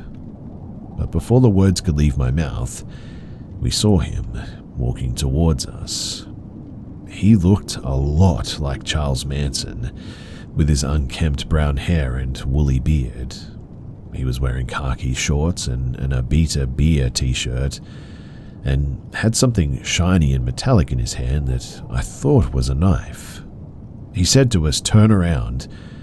I thought that it was a wonderful idea, so we turned around to walk back to the canoes. He then said, "Not that way," and then he fires a shot into some bushes next to him. Obviously, what he had in his hand was not a knife, but a pistol. He then led us to a clearing and sat us down in the dirt. I looked above us and noticed that we were sitting under a log that was being suspended by ropes and pulleys. I don't know if he could have pulled some switch and dropped the log on us or what, but it was weird. So he starts to rant and rave to us about all the people that he apparently shot before who had tried to steal from him. He said that he's also had his dogs attack people before and proceeded to tell dogs that we couldn't see or hear to shut up and stop barking. I think to myself, well, I'm about to die now. It was weird too because I wasn't panicked, and I remember thinking that I was kind of lucky because most people don't get to know when and where they're about to die, but I did. I know it's weird and I have no idea why I was thinking that or how exactly it comforted me, but that was just what was going through my head. Then I remember getting a little sad that my parents may never find my body or find out what happened to me. As I was thinking this, he kept ranting, and I remember thinking that I would stay calm and compliant, but if he started shooting, tried to tie us up, or tried to make us go into a shack, I would try and fight him for the gun. I would have rather gone down fighting than be tied up and face some kind of other horror. but he tells us that he needs our information so that he can call the police. To be honest, I was really relieved at that notion and wanted to say, yeah, call the police right now. He goes into his truck, which was an old beat-up Toyota Tacoma type truck, and starts to look for paper and a pen. He couldn't find any paper, so handed us a small piece of lumber and told us to write our names and addresses on it. 3 of us wrote fake names and addresses because we didn't want this guy to know where we lived, but a 4th actually wrote down his real name and address. His rants continued, and he tells us that he fought in Vietnam, and often the Vietnamese would sneak up and attack in groups of 3 and 4, just like we were doing. I decided to try and make small talk with him and say, "So, you were in the military, huh?" He starts to tell us that his shack was actually built by the Navy and transported down the river to his location. He said that he was in the Navy and trained Marines and martial arts or something. He regaled us with other stories of kind of switch from angry, menacing rants to a sort of happy-friendly ranting. He says that he could tell that we weren't there to rob him because we don't have any buckets. He tells us that his parents always welcome guests here, and he was now happy to do the same. He proceeded to tell us to stand up and walked us back to our canoes. He tells us that we're always welcome to come back, and if we need a name to call this place, we should call it Skull Island because his parents and the bones of several dogs were buried here. Our same friend who wrote his real name and address down says, "Oh, I'm never coming back here." We elbowed him and whispered for him to shut up, and we just waved goodbye to our host and we got the heck out of Dodge. When we got back into the canoes, we paddled in silence the whole way back. I was worried that at any point he was following us in the woods with a rifle, ready to switch back to menacing mode and decide to take us out. But thankfully, we made it back to the landing and we were able to drive off in peace. After the 4 of us had an epic group hug. So, the lesson is this. If you don't already know it, never trespass on people's lands in the woods, especially if you already know the place is supposed to be creepy. Looking back as I got older, I genuinely feel bad for the man. He most likely had some mental health issues and was living in a place where he just wanted to be left alone. He shouldn't have had to have dealt with a bunch of teenage boys near his place and may have had people try to steal from him before. I'm doubtful if he ever shot anyone before, but I'm definitely thankful though that it didn't get any worse for us. Although, I must say that the thought of those horseflies, it still bothers me.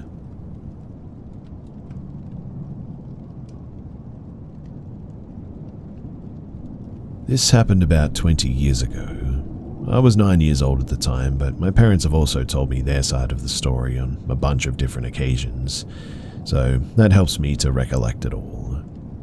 But my parents are both biologists. They met at work, and from there it's history.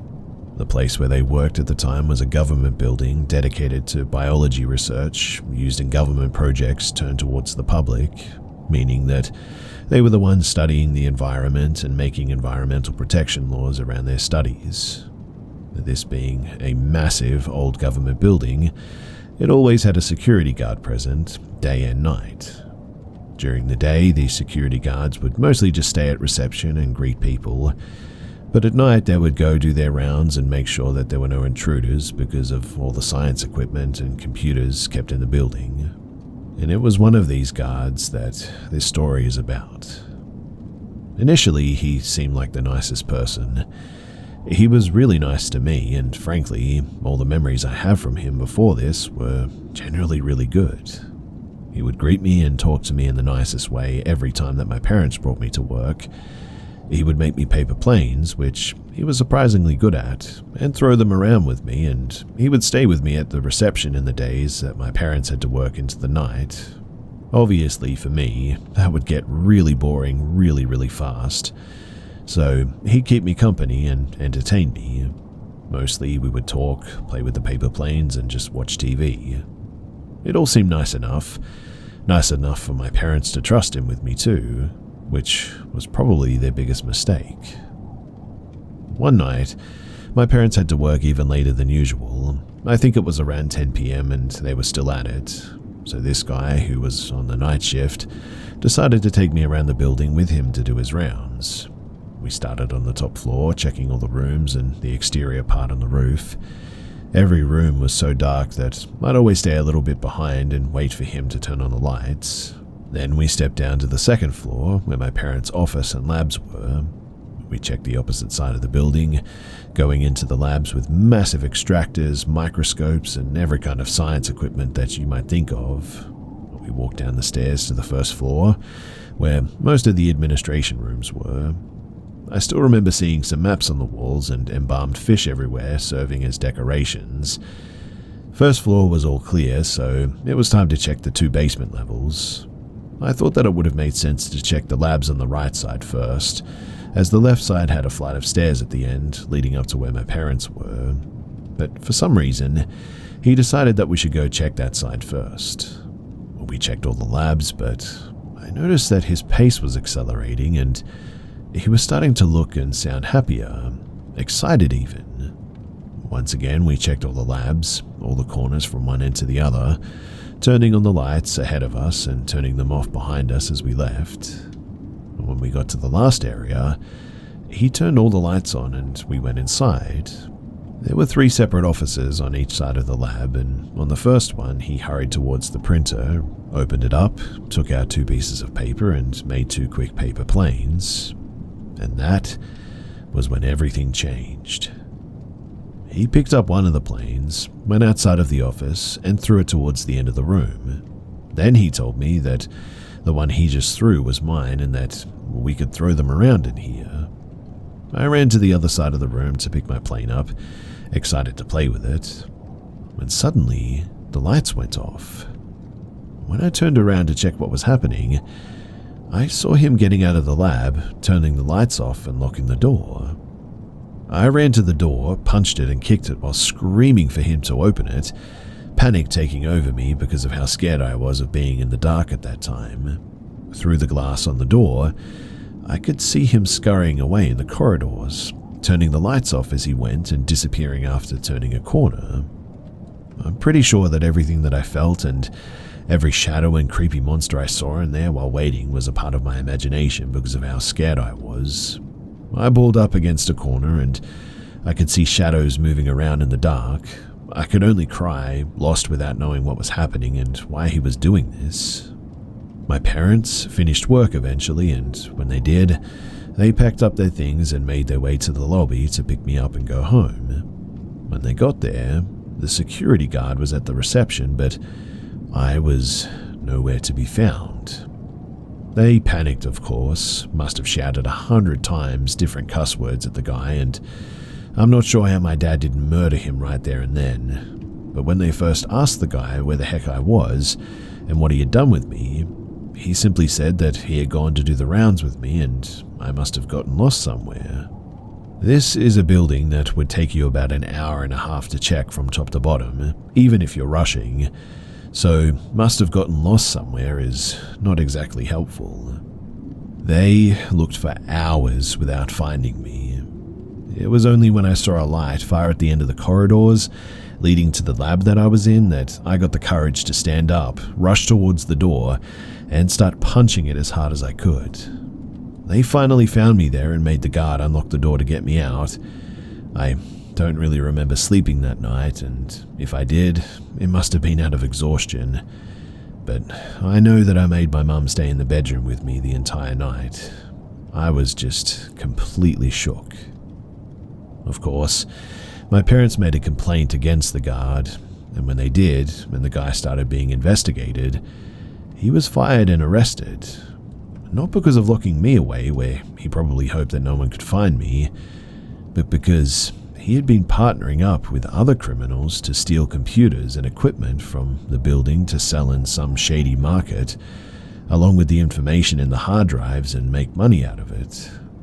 By then, he had stolen a lot of old computers without anyone realizing, and who knows what his plans were for me that night. I'm not convinced that locking a crying child in the middle of darkness, hidden away in some room, is Exactly the most normal behavior if you're not trying to hide them and get them later when everyone has left and sell them as a part of your product.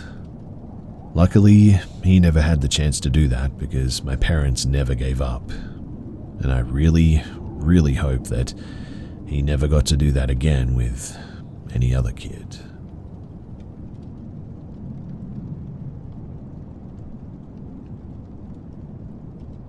This is an experience I had when I was 16 during the summer of 1995. I was a junior in high school. I was a theatre nerd and hung out with my two besties, Stella and Chris, a lot. Chris was short for Chrissy. At night, we usually picked up a few friends, bought some beer and smokes at the local liquor store with one of our fake IDs. Then we headed up to the reservoir or local park to enjoy our illicitly obtained goods. This particular Friday night, I was driving my dad's 1976 Mercedes 450 SL. I was buying it from him with payments over time. It was in decent shape and ran strong, but was 19 years old, so it had a few minor issues. One was that the passenger side door could only rarely be locked automatically using the lock from the driver's side, which is relevant later. So, I picked up Stella, Chrissy, and Ted around 8 p.m. We were feeling good and extra happy because it was Friday. Ted had to go in the front seat because he's like 6'1", and the back seat would barely allow two small people in it, Stella and Chris, to sit there. We drove to our favorite liquor store just down the road from the reservoir, and Ted and Stella got out to get ciggies and beer while Chris and I stayed in the car chatting. About a minute after our friends walked into the liquor store, an old Chevy van pulled up about 6 feet behind me, blocking me in. At first I thought it was just a drunk townie being dumb. Then, a thin, pale woman with shoulder-length brown hair came around to my passenger side window and tried to start up a conversation with me and Chris. The woman's eyes were obviously dilated, and she said something about how she and her friends were amateur movie makers and she was looking to cast us in their next gig or something. Chris and I exchanged a look and we were both on the same page of like, what the heck is this woman talking about? But I had a bad feeling and a very strong sense that the woman was going to try and get into my car, so I subtly started hitting the lock button, hoping that it would take.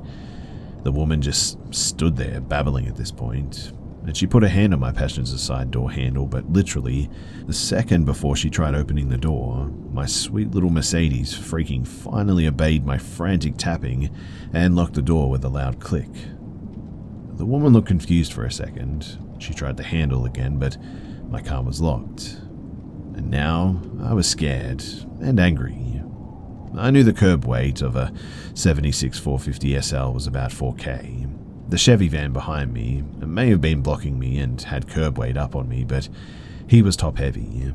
I bet that I could do a lot of damage to it if I slammed into it with my foot on the floor, especially if I did so repeatedly.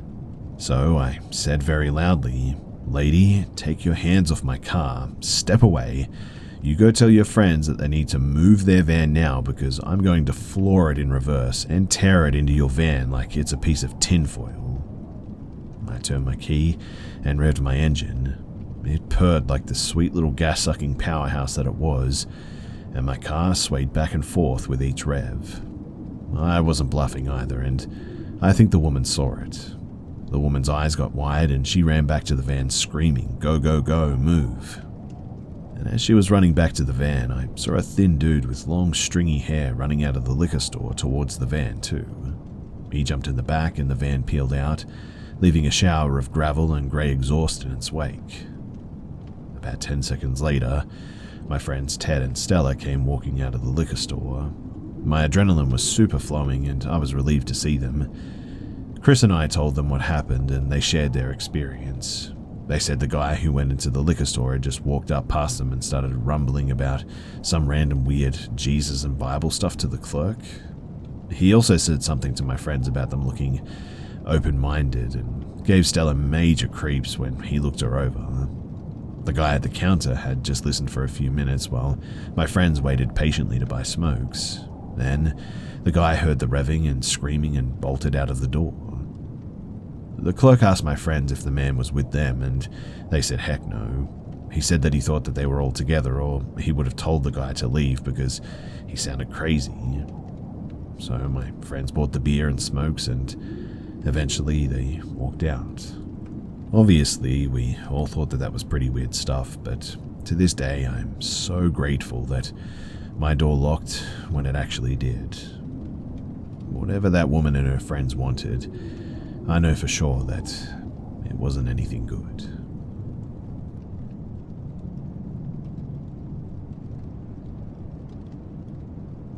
So the first experience I had in this apartment, my boyfriend left for work and I was laying in bed still when the door creaked open slightly. I was sort of half expecting to see my boyfriend coming back into the room, opening the door slowly in case I was asleep. However, when I peered through the open crack, nobody was there. None of his roommates were home either, and I figured that it was air fluctuation from an open window and moved on. The following night, I awoke around 2 a.m. to rattling that I thought was coming from the ceiling fan at first.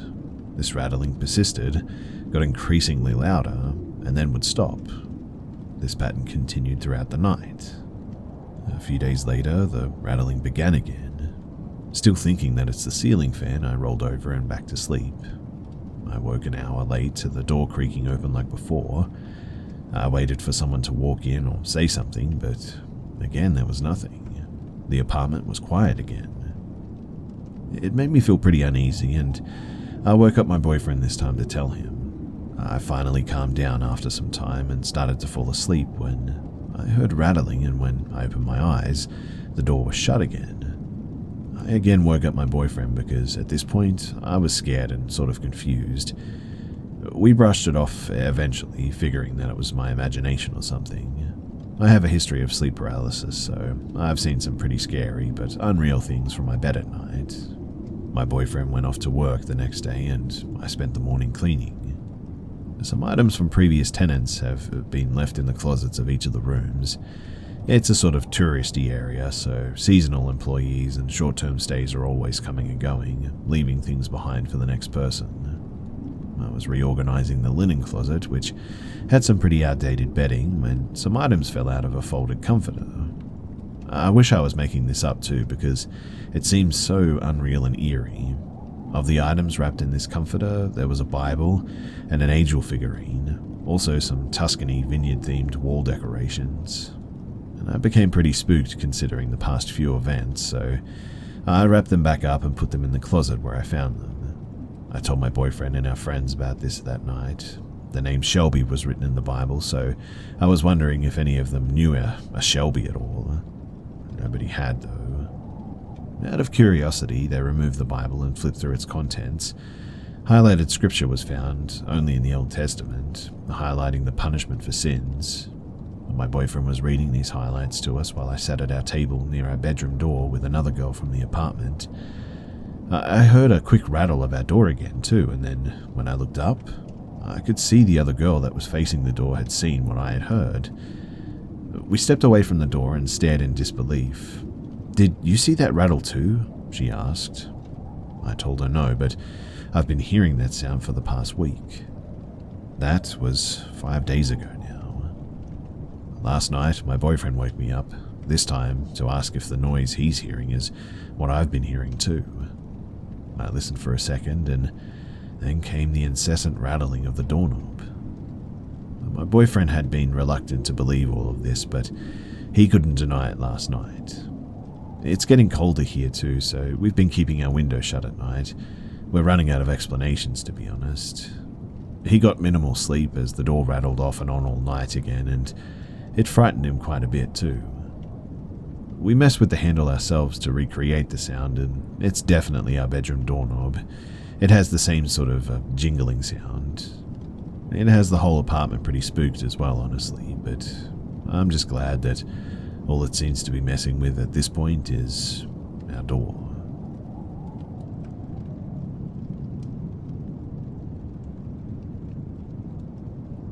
So, all throughout my life, I've had weird encounters with, well, the unknown, but this one definitely takes the cake. Visiting my cousin for a night of video games and Yu-Gi-Oh! It was near 10 PM and I decided to smoke a cigarette. He joined me outside his back porch area to chat when, while he was talking to me, I felt compelled to look to the left, and that's when I don't know, felt something was moving over the ledge. It had a weird aura and presence about it.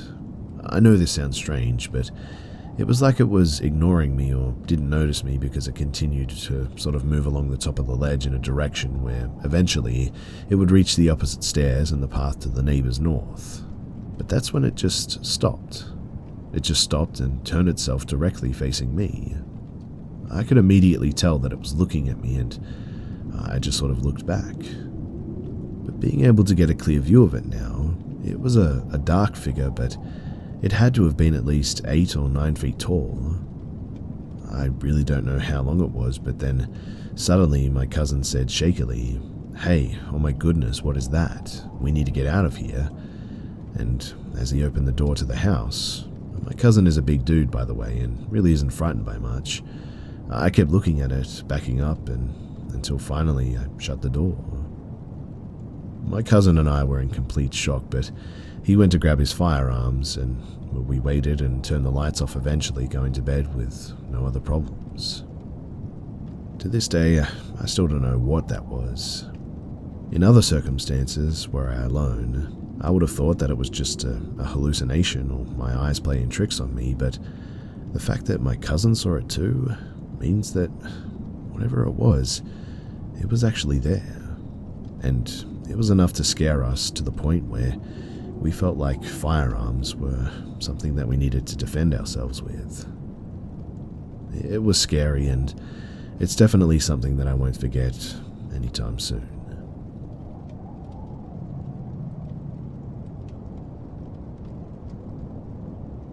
This incident occurred in the late 1990s. I was a young American woman living near a larger city, and one weekend I decided to experience some nightlife with some friends. We were driving next to a sidewalk. It was probably 10 p.m. when a tall, skinny guy waved us down and asked for a ride. We hesitated. There was barely any room left in our little red Subaru anyway, but he was well dressed and decent looking, so we figured that he had a reasonable explanation. We asked him where his car was, and he said that he never owned one, but that he once totaled his parents on purpose.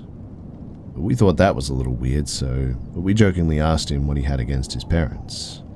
He then proceeded to launch into a tirade against the auto industry, about how cars are dangerous, polluting gas guzzlers, and how no one would be driving them in 50 years.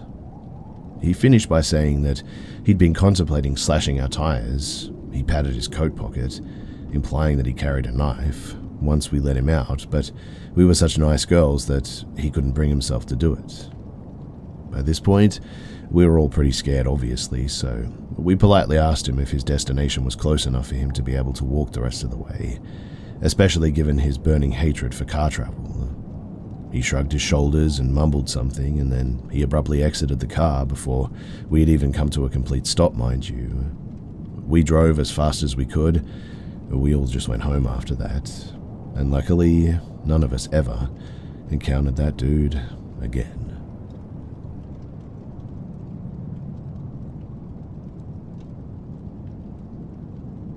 So, this is a quick incident that happened just a few moments ago, and it has me freaked out, and I just want to share it. It's a quiet afternoon, and I'm slowly cleaning the kitchen. It's surprisingly quiet outside, as typical, when it's nice out, that is. The neighborhood kids are running around and being rambunctious as they usually do. I'm enjoying the quiet and finishing uploading the dishwasher, and decided to go outside for a smoke. I'm putting my flip-flops on and head for the front door. I open the door, and then I hear a very, very distinct "Ma." Now, when my daughter is looking for me around the house, she'll say the same thing, with a distinct tone of voice and inflection that I'd recognize anywhere. It came from the back door that leads into the yard, and it spooked me because I know that she's away at her father's house until after dinner today. She called me about 10 seconds after I heard it, though, and it proper spooked me, and I really don't know what to think about any of this.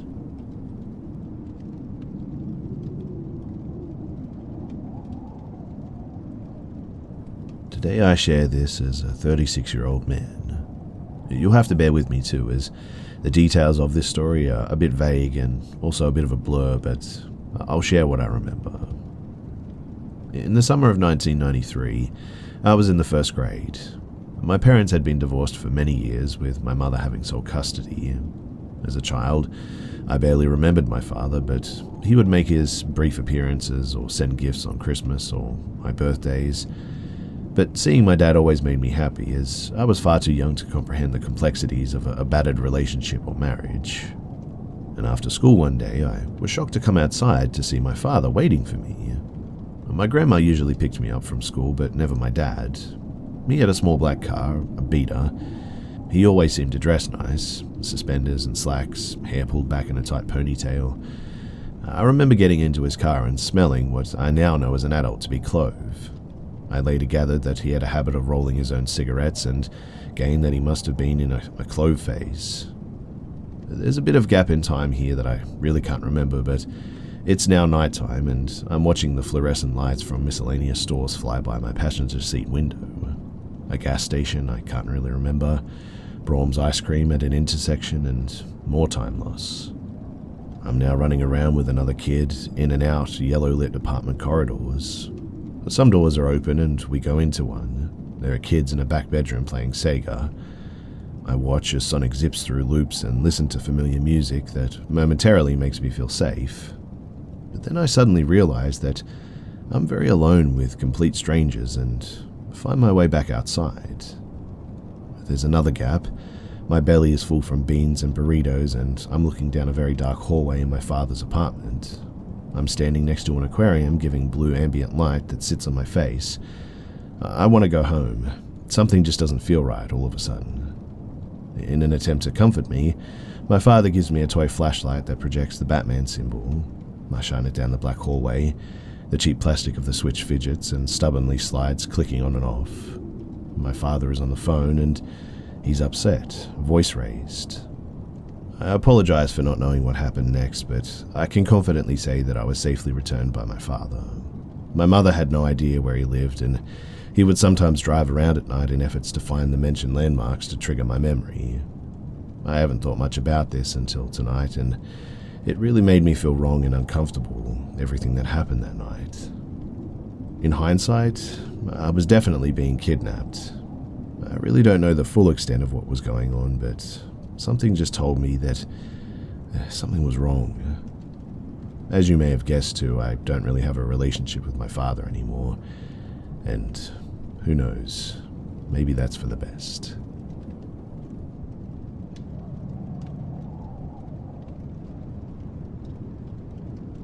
This happened to me when I was 9 years old, 28 years ago now, but I still remember it so vividly. I lived at the time in a seaside resort called Blackpool, England, in a modest 4-bedroom house. The area itself was good, with very little crime or concern, until that night. You see, I shared a bedroom with my brother. We had bunk beds and I was on the top bunk. The bedroom was on the first floor at the rear of the property. My bedroom overlooked the back garden, and one night I was awoken by the sound of a window lock being tried. I opened my eyes and looked towards the bottom of the bed, which faced the 4 large windows, and to my horror, someone was outside, perched on the window ledge, attempting to get in through my window. I froze in horror, not daring to allow them to see that I was awake. I remember sliding back down onto my bed, keeping as still as possible. I lied there for no more than a minute, but man, it felt like a long time. My heart was beating so loudly that I was sure that it was about to give me away. With my eyes closed, I stayed still, listening to them shuffle across the next window. Unlike before, though, I could now hear a screwdriver or something in his hand, which was being used a little more forcefully to get in. Without moving, I opened one eye ever so slightly to see whether I could make out who this person was. A security light on the back of the property suddenly triggered mid-look. I panicked. Surely now he had seen me. Now he must have known that I was there. Staring back at me was a dark figure, black clothes, wearing a matching balaclava, only his eyes on show, and this horrible, startled, piercing look, clearly having been caught off guard by the security light. He froze and just stared. He didn't move an inch. I was now sat up, equally as stunned, staring back, locked by fear. I immediately jumped off the top of my bunk. There wasn't time for stares, screaming for my parents as I ran out of the room and into theirs. They tried convincing me that it was a bad dream and told me to get back into bed, but there was absolutely no chance of that happening, and after a couple of minutes they agreed to go and investigate, which simply entailed looking through the bedroom window. Nobody was there. They had gone. I got back into bed, still almost frozen with fear. What if he had gotten in? He might be in the bedroom right now. He could comfortably fit into my wardrobe or even under my bed. My brother, who was 6 years my junior, had slept through the whole episode and was no use. Looking down my bed towards the windows again, I noticed that the latch on the fourth window, it had been left open inside, which means that a simple pull from the outside would have easily opened it. I shut my eyes and remember silent tears falling down my cheeks. If he was in my room and knew that I was awake, he might harm me to keep me quiet. Pretending to be asleep seemed the best option, and eventually I must have nodded off. I was woken up the next day by the sound of my cat outside screeching in the garden. Daylight came through the windows, and the bedroom didn't feel anywhere near as scary as the night before. Cautiously, I walked towards my bedroom window. I noticed marks from the window's locks from the outside where the paint had been scraped, which means that it wasn't just a bad dream. My cat screeched again, and I heard a commotion outside below me in the garden. 3 police sniffer dogs were parading around. A policeman was stood talking to my mum. I rushed outside, but was quickly ushered back into the house and was told to take the cat indoors. The look on my mum's face, I knew that she was trying to hide something from me. The ambulance, which arrived a short while later, gave it all away, though. Apparently, it had turned out that someone had broken into the house next door through the back bedroom windows. The motive? Well, it appeared to have been a simple theft, but the elderly lady who came across the intruder had been found dead at the bottom of her stairs. And the police, they never found out who it was. But then again, they never dusted our windows for prints, as my story was never told. We left the house and moved away within 6 months. I still think that they feel guilty for not listening to me and not acting differently. Even to this day, my parents don't wish to talk about it whenever I try and bring it up.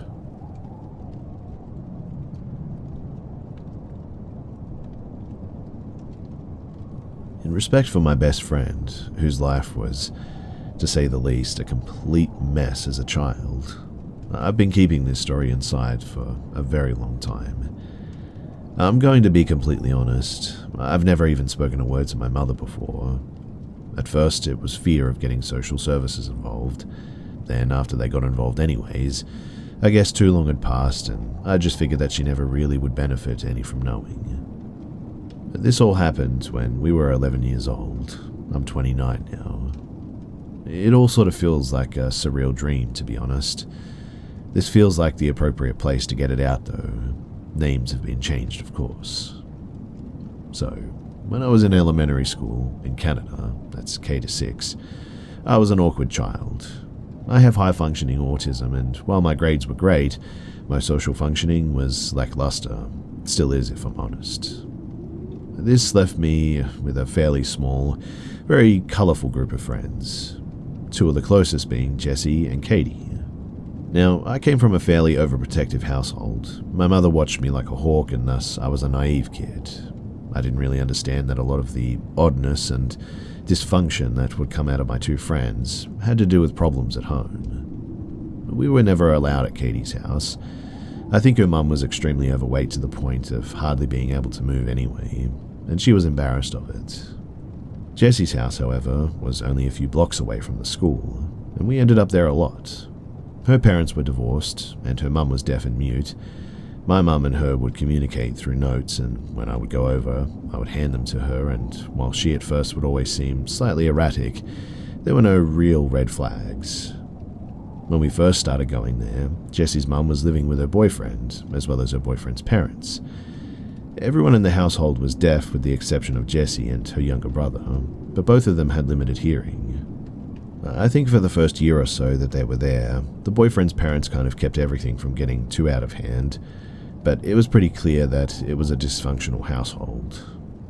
After they moved out of the household, it was just Jessie's mum and her boyfriend. They would often lock us in the basement too when I would spend the night there. It was a full apartment, so we just saw it as fun freedom. But the one time they forgot to lock it and we walked in on them, shoving needles under the table. Again, we were too young to understand what was going on, but we did understand that we walked in on something bad. From this point on, we would be designated to spend our sleepover nights in her garage as it was furnished with carpets and couches. The issue with this was, though, that Jessie's mum always kept the door locked so we wouldn't interfere with their activities again. So when one of us had to use the washroom, we would have to knock on the basement window until Jessie's little brother would hear and let us in through the basement window to pee. Another issue being, he was hearing impaired. Thus, sometimes it would take a literal hour of absolute banging on that window to get anybody's attention. We were young, and this felt as close to freedom as you could get, I guess. But we didn't really understand why or what was wrong or dangerous for Jessie's mother to do this, so I guess I just never really thought about telling my mum, and it kept going on. One night, though, we were doing our normal sleepover, playing Pokemon Gold, trading and battling with link cables, and waiting for Jessie's mum to bring out the oven pizza she said that she was cooking us literal hours ago. It was about midnight, no bedtime in that household, and Katie said that she really had to pee. She was trying to wait for Jessie's mum to bring in the pizza so she could go through the door, but she couldn't hold it. She goes out by herself to try and rouse Jessie's little brother, Aaron. We were expecting it to take her a little while, but to our surprise, she comes back extremely quick, locking the garage door behind her and latching the lift door. She looks really startled too. She tells us that she was knocking to try and get Aaron's attention when she hears a rustle from the bush next to the gate going to the front yard. It takes her a minute to realize what she's looking at, but standing about 5 feet from the gate, 15 feet from the window Katie is at, is a tall man dressed completely in black. She said that it seemed like he just sort of appeared out of darkness, or like he was waiting for something. He asks her if she's managed to lock herself out, while slowly taking a step towards the gate. As she gets up and takes a step back, his pace quickens towards her and she sprints back to the garage. At first, we thought that she was just messing with us. We laughed and told her to stop messing around, but then we heard it. Hard twisting of the locked doorknob. Then, worse, the sound of scratching metal against the knob. He was trying to pick the lock. We stood in absolute fear for a moment, then grabbed the only pathetic things around that we could use to try and defend ourselves. Then, it just abruptly stopped. There were no windows in her garage and no people on the door, so we couldn't see anything, and so we really had no idea what was going on. We waited for about 10 minutes, having no idea where the man was, if he was still out there, where her mum was, or where that pizza had got to. But we were still sitting ducks in there, and he had clearly failed to pick the lock, but who knows if or what he would try next. Now, this is stupid, I know, but we were stupid, scared children. We grabbed our weapons, which consisted of glorified sticks, and we left that garage. At first, there was no sign of any man. We moved towards the downstairs window and started slamming on it, screaming and pleading for Aaron to open it. Again, that's when we heard it.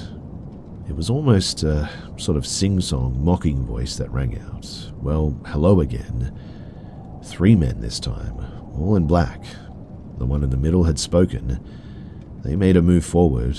We once again sprinted back to the garage. This time, they just straight up tried to kick the door down, all 3 of them stomping and kicking. It was close to giving in, and then everything just stopped.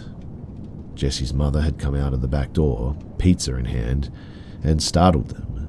She ran back inside, got her boyfriend and his 2 other friends, users travel in packs, and they were able to chase them off with some actual weapons. Obviously, I'm guessing about that because we were still inside the garage, but we could hear stuff. The adults stayed in the backyard all night, weapons in hand. One person even sat on the roof with a compound bow. Yeah, a compound bow. Anyway, night turned to morning and it all settled down. But after that, we never stayed at Jessie's house for sleepovers ever again. She was put into the care of her grandparents shortly after this too. It took me a really long time to actually grasp what happened that night, but considering they never actually called the police, I'm fairly certain that we almost got literally murdered over some drug debt that Jessie's mother probably had. Literally, I can't even imagine the evils that could have gone on that night if fate wasn't on my side. Something tells me that those 3 men were way too happy to find children to take as penance, and it would hardly have just been a straightforward murder. It still makes me shudder thinking about it, and I'm just really glad that we all ended up okay that night.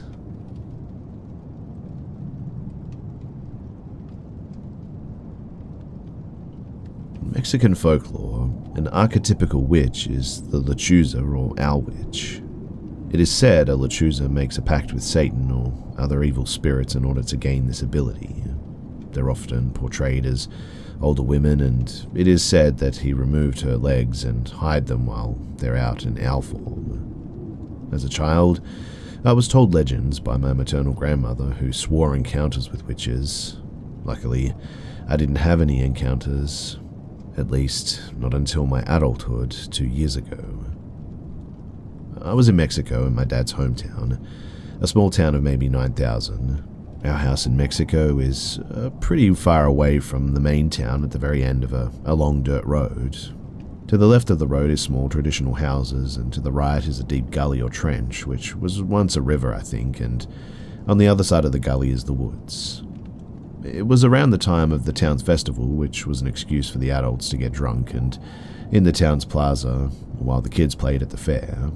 I opted on leaving early as I was tired and didn't like drinking anyway, so I hitched a ride with someone from town who lived at the beginning of the dirt road, which meant that I'd have to walk about a mile, or close enough to that.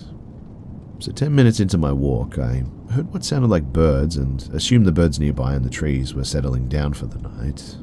I looked at the trees, and about 10 feet up I saw a pair of eyes, bright orange, staring me down. I was unnerved, but pushed on and ignored it. I heard more rustling and looked back, noticing the eyes had gone, which led me to believe that the bird had flown away, when suddenly I heard a voice from the bottom of the gully. "Hey sir, come here." I decided to ignore it, but it kept on pestering me until finally I snapped and walked towards the gully to tell this woman to leave me alone. I started telling her that I was in a rush to get home when I noticed something weird. She was dressed in native attire, which meant that she had a long skirt, but it wasn't all the way down, and this woman's ankles were completely missing. She appeared to be floating. She looked at me with utter hatred in her eyes. I realized that she knew her secret was out at that point when I saw that, and I bolted for the house, hearing a large flapping sound following me. I looked back, and flying behind me was what I can only describe as a huge owl with bright orange eyes. I ran into the house, but I only had a few seconds of peace before something was banging on the door, screeching inhumanely. I panicked and remembered my grandmother telling me the prayer was the best defense against a witch, which, when I started doing this, it seemingly worked as the screaming stopped. I decided to place salt in the doorways when something broke the kitchen window above the sink, and attempting to come through that window was that same owl, but this time it was sort of gargling, almost, vaguely human words, maybe? In a panic, I took the salt I was using on the doorways and just threw it at it. Immediately, it backed away from the window and perched itself on the fence, staring daggers into the window. I sat on the couch on edge all night, and eventually I must have passed out.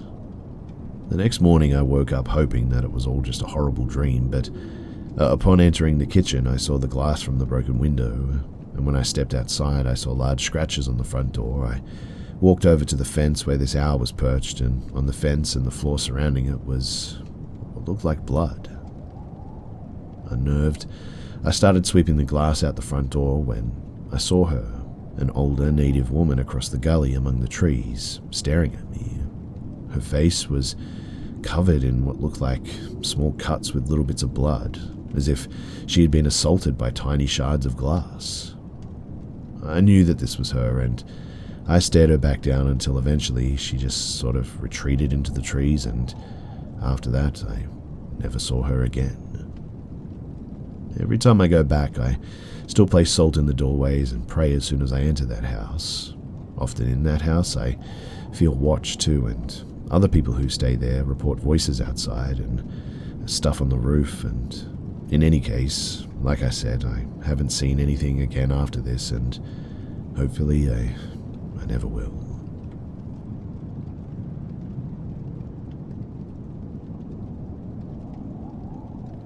When I was a kid, around 7 years old I think, I spent the day at a cousin's house in my old hometown. He lived right in the middle of town, so we could ride our bikes pretty much everywhere. This was back in '98, and the tiny place that I came from, everyone knows everyone and keeps an eye out for the safety of any kid they see. When my mum dropped me off at my aunt's house that morning, she gave me some money to be able to go to the corner store for some snacks for my cousin and I. After a while, hunger struck and I took off on my bike to Reeves Grocery. It was the best stocked store in town, and there were only 2 stores. But pulling up, I noticed an old maroon sort of coloured car parked outside. Reeves' storefront had a short brick wall about a quarter of the way up, but from the brick up to the roof was all glass. The type of glass that you can see through one side but is a mirror on the other. I didn't pay the car too much mind at first. I rode up onto the sidewalk and gently rested the handlebars of my bike against the wall. I hopped off my bike and, by force of habit, I looked into the store window. In the reflection behind me in that old maroon car sat a little old lady in the passenger seat. She was dressed in all green, dark green, wearing a beret hat, and she had one of those sort of crocheted Afghan blankets draped around her shoulders. She looked very, very old. Deep wrinkles covered her face to the point that I couldn't even see her eyes, really, and her skin had a grey tint to it. She smiled sort of sweetly at me in the mirror, but when I turned around to wave and smile back, she wasn't in the car. Confused, I glanced back at the store window and I could still see her sitting in the passenger seat, smiling at me. Fight or flight kicked in and I aborted all thoughts of 3D Doritos and Gatorade and raced off as quickly as I could. I didn't even get on my bike in the end. I just grabbed it by the handlebars and pushed it as I ran as fast as my little legs would go.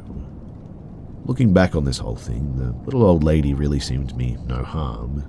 Her wrinkled face looked kind and her smile was warm, but my 7-year-old brain just yelled ghost and told me to run. When I told my mum about it a few days later, she told me that sometimes spirits get stuck or have unfinished business, so they can't pass on. I remember this encounter fondly these days, though, and wish that I could have better, reacted to the situation. I mean, maybe I could have helped the green lady somehow.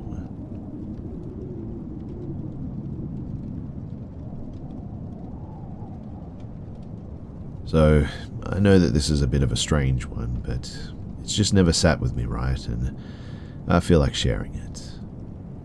So my girlfriend and I are watching a show on the TV, when there's suddenly a knock on the front door at around 10 p.m. We both looked at each other like, who do you have coming over? The look between us settles, where we both shake our heads and non-verbally say, I have no idea who that is. I pause the show and get up and ask, hello, who is it? A man from the other side of the door says, do you believe in Black Lives Matter? I heard him, but the logic in my brain just didn't. Who was this man? Why was I being asked this question at 10 p.m.? What was going on? I got really confused and asked, sorry, what are you asking? The man, in an even softer, quieter voice, says, do you believe in Black Lives Matter? At this point, I was right next to the door and the hair on the back of my neck stood up. My girlfriend was behind me. I then immediately motioned her to get away from the door. I remained quiet, turned the lights off, deadbolted the door in front of the guy. What was even creepier, though, was the dude didn't say anything after that. There was no knock, there was no further interaction, just silence in the dark. I don't know when he left. In fact, he could have been there for hours for all I knew. Also, I wondered if the fact that we had an LGBT flag in one of our front windows prompted this. To make matters more strange is that I'm literally the last person to do something like that. I have a historical track record with getting myself into situations and problems with strangers for being too nice, if anything. So for me to get that feeling was really a first, and I was all freaked out, and my girlfriend was even more freaked out at how freaked out I was due to me never being like that. Anyway, in the end, it was probably one of the strangest interactions I've ever had, and like I said, something about it just has never sat with me right.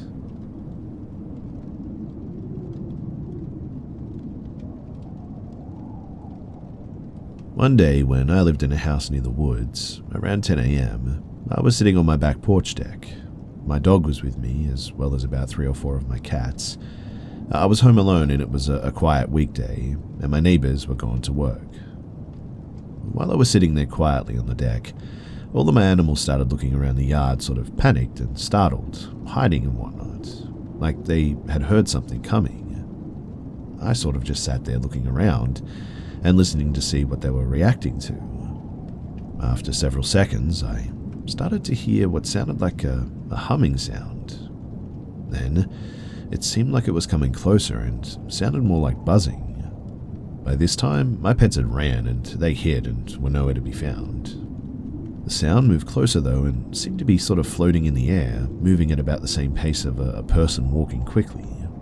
The sound seemed to be steadily moving across my yard, hovering a few feet above my head. As it got closer, the humming and the buzzing became more distinct, and I could also hear voices. It sounded like a city of different voices, all talking at the same time.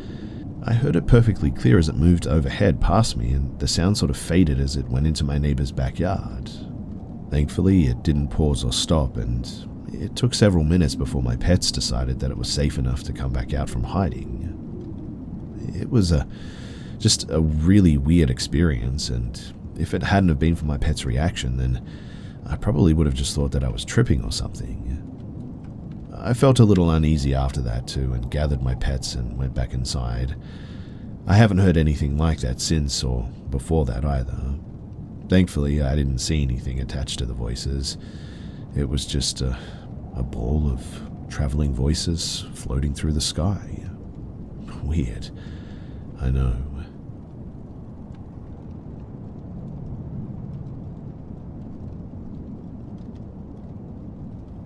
I've quibbled with the thought of publicly sharing my story for a while now. Recently, though, I've arrived at a place where I think the benefit of sharing outweighs the risk. People can be really judgmental. So I'm taking a chance and just putting it out there because, who knows, maybe it will help someone. So, many times I've looked back on the odd events leading up to the scariest night of my life, October 5th of 2015. I'd like to say that I did everything right, but honestly, in hindsight, I should have done more. I'm convinced that my son, who was 3.5 years old at that time, actually saved me from harm that night. I could have easily become another statistic in the crime database for sure. Although my stalker didn't hurt me physically, it took me months to get past the psychological damage for sure. So, with all this in mind, here's my story. In May of 2012, I temporarily exited the workforce following the birth of my son, Chris. He was born with a physical birth defect that would require multiple corrective surgeries during his first year of life. He was also born 2.5 months early, which had complicated things further, and ICUs are no fun. Chris's father, Aaron, agreed that I should stay home with our son until he was at least 1 year old, considering the circumstances. In May of 2013, I felt comfortable enough to leave my son with a babysitter, so I went job hunting. I ended up being hired on the spot as a waitress at a small but very popular chain restaurant in my little town. Let's just say, too, that this little diner is widely known for their waffles, and we'll leave it at that. I was hired on to work second shift, though, the newbie shift, because it's not as busy.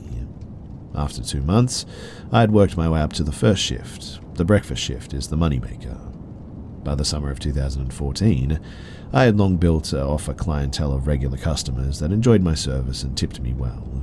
Enough for me to have a little put back in savings, which came in handy when Aaron and I broke up. It was not an amicable split at first, but I digress. I ended up moving out of our apartment with Chris and renting a small 2-bedroom trailer in the same town. It was mid-November of 2014 when I first met Ryan, the man who would later stalk me. It was an abnormally slow Saturday morning shift at the diner. 2 men, one late 40s, early 50s, the other maybe early 20s, walked into the diner together and sat down in my section. They were my only 2 customers at the time, so when the older man of the 2 started making small talk, I had the time. The older man introduced himself to me as Ryan, and the younger man with him was his son. Right away, though, by his body language and tone, I could tell Ryan was being sort of flirtatious with me. He even cracked a cliche joke saying, "There's no way you work here because you're too pretty and you have all your teeth." Honestly, I really wasn't super amused with that tired kind of humor. I had heard it a million times over by then. And while Ryan was decent in the looks department, I'd even venture to say semi-attractive, I was a little annoyed with being casually hit on by him, if I'm being honest. I was 25 years old at the time, and much closer to his son's age. But nevertheless, I faked merriment because a happy customer equals a better tip. It's just part and parcel to the job, really. But suffice it to say, my fake laughing and smiling paid off, earning me a $10 tip on a $20 ticket. They were only there for 30 minutes too, which is not too bad, I thought to myself. The following weekend, Ryan came to the diner. This time, and every subsequent time thereafter, he came alone. There was nothing really unusual about this interaction, and from the last, I took his order, we sort of chit-chatted when I had time, I kept his coffee refilled, and that was it. But apparently he enjoyed his experience because, again, he left me a nice $12 tip on an $8 ticket. Ryan began visiting the diner every weekend from then on, up until the end of December. By then, he had started coming 2 to 3 times per week, and at this point, he really started showing an interest in getting to know me. Now, that's not something unusual per se, I get that. I had some other regulars that I actually developed friendships with, in fact. Some even getting me Christmas gifts and such. So, I did tell him things about myself in casual conversation during his visits. Just normal things that normal people talk about. One of the things I eventually told him about was the medical miracle that is my son. I even bragged about the fantastic job his doctors did, showing him the before and after photos of his surgeries. Over those past several weeks, Ryan's attitude toward me had changed. He was no longer this annoying, flirty, middle-aged guy, but rather a seemingly caring person. Maybe I was naive, but I genuinely appreciated his kindness, and I didn't interpret it as a romantic gesture at all. Ryan continued coming by on my shifts for breakfast 3 times a week, though, and in February of 2015 is when the first strange event occurred, which was soon followed by a string of more. It was a Tuesday afternoon. I had picked Chris up from the babysitter and was heading home from work. Now, where I lived was on a small uphill dead-end road. As you pull onto my road from the main highway, you could see easily my trailer on the right side of the top of the hill. It was sort of positioned perpendicular to the road, and the back side of it is visible as you drive up the road. As I eased my way up the hill, something immediately caught my eye. I could clearly tell that my back door was open. I put the brakes on immediately and tried to figure out what to do. I mean, I literally never touched or unlocked that door, much less opened it, so I knew that something was off. A door is not going to unlock and open all by itself, so I ended up parking my car off to the side of the road and I called Aaron. At this point, we were on good terms and co-parenting our son really well.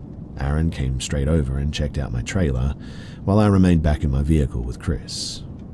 About 5 minutes after entering, he called me and told me that it was all clear. Again, it's a small trailer. So I made my way up the hill, expecting to have been robbed or something, but in the end, nothing was missing. There was no damage to the door, so Aaron basically brushed things off, saying that I must have forgotten to close the door myself or something. But I knew better. But also, since there was no sign of a break and enter, I just let it go. 2 days later, on Thursday, I came home from work and the same thing. My back door is wide open. At this point, I know that I'm not crazy too. I know that I had locked that damn door. It didn't have a deadbolt, by the way, but it just sort of had a lock on the doorknob that you would turn. I'd even tested it out that morning before work to make sure that it was locked too, so I called Aaron again. I stayed parked with Chris on the side of the road while he did a quick pass through my trailer, and again, nothing out of the ordinary except my open back door. A quick inventory showed that nothing was missing again. I was nervous at this point, thinking that someone had broken in twice, and Aaron disagreed. He attributed this problem to a faulty doorknob lock, which made no sense to me. I mean, like I said, I had checked it. He then went to Lowe's and purchased a type of heavy-duty swivel lock to install on the door that looked from the inside of my home. He wanted to put my mind at ease, at least. So, while he installed the lock, I combed through the house. I literally spent hours after Aaron left inspecting every nook and cranny of my trailer. The outlets, my shower head, vents, my panty drawer, everything. I thought that maybe some freak had broken in and, planted secret cameras since they didn't take anything.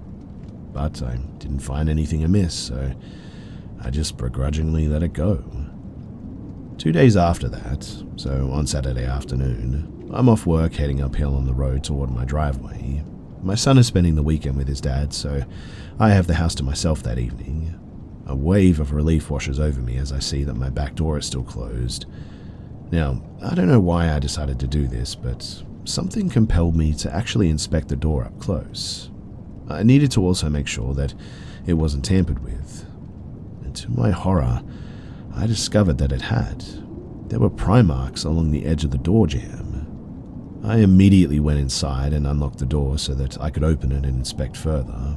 The edge of the door was bent like anything, and back on the inside where the doorknob met the jamb too. That damage wasn't there 2 days ago when Aaron installed that new lock. I knew that. I deduced that someone had probably been using the credit card trick or something similar to easily break into that door, since the way it was locked was by the knob. And when they figured out that that would no longer work, they tried to pry it open, not knowing that a new lock was on the other side of the door. I was thankful that the lock held, and at this point, I called the police and made a report. They basically told me that there wasn't really much that they could do in this instance other than document the incident. They told me to call them if anything else happened. Needless to say, that wasn't very satisfactory to me, but I didn't know what else to do. I didn't feel comfortable sleeping at home that night though, so I ended up making the hour drive to my parents' house and crashing there. Now, nothing else really happened for a little while after that. By March, I had been able to put February's events behind me and feel secure in my home again. I was working and going about life as usual. At this point, Ryan had begun visiting the diner 5 days a week. Oddly enough, he was there each shift that I worked, too. It became a bit of a running joke with the other waitresses, and in fun they teased me about having a stalker. I would soon find out just how true that actually was, though, because in April, things got really weird. You see, I came home from work one day to find my grass had been mowed. Now, I usually pay a neighbor to do it for me since I didn't have a lawnmower. My yard was really small, but maintaining it was a requirement of my lease agreement. My neighbor didn't charge much to mow it, and he needed the extra cash anyway, so it was a real win-win. I knew that I hadn't asked my neighbor to mow recently, so I thought that was strange. I asked him if he went ahead and decided to do it anyway, and he said that he hadn't. So then I called my landlord and asked her if she had mowed my grass for some reason. The lease said if it reaches a certain height, then she would mow it and charge me for it. I knew my grass hadn't been high enough to warrant that though, but it was the only plausible explanation. Of course, she said no, she hadn't mowed my grass, and I was just completely stumped. I then assumed that an anonymous neighbor must have mowed my grass out of the goodness of their heart, like a pay it forward kind of thing. I mean, what else was I to think? All throughout April and the beginning of May, my grass was also being anonymously mowed once per week. I know it probably sounds strange hearing this, but at the time I genuinely thought that a neighbor was just doing neighborly things and didn't want to be recognized for it.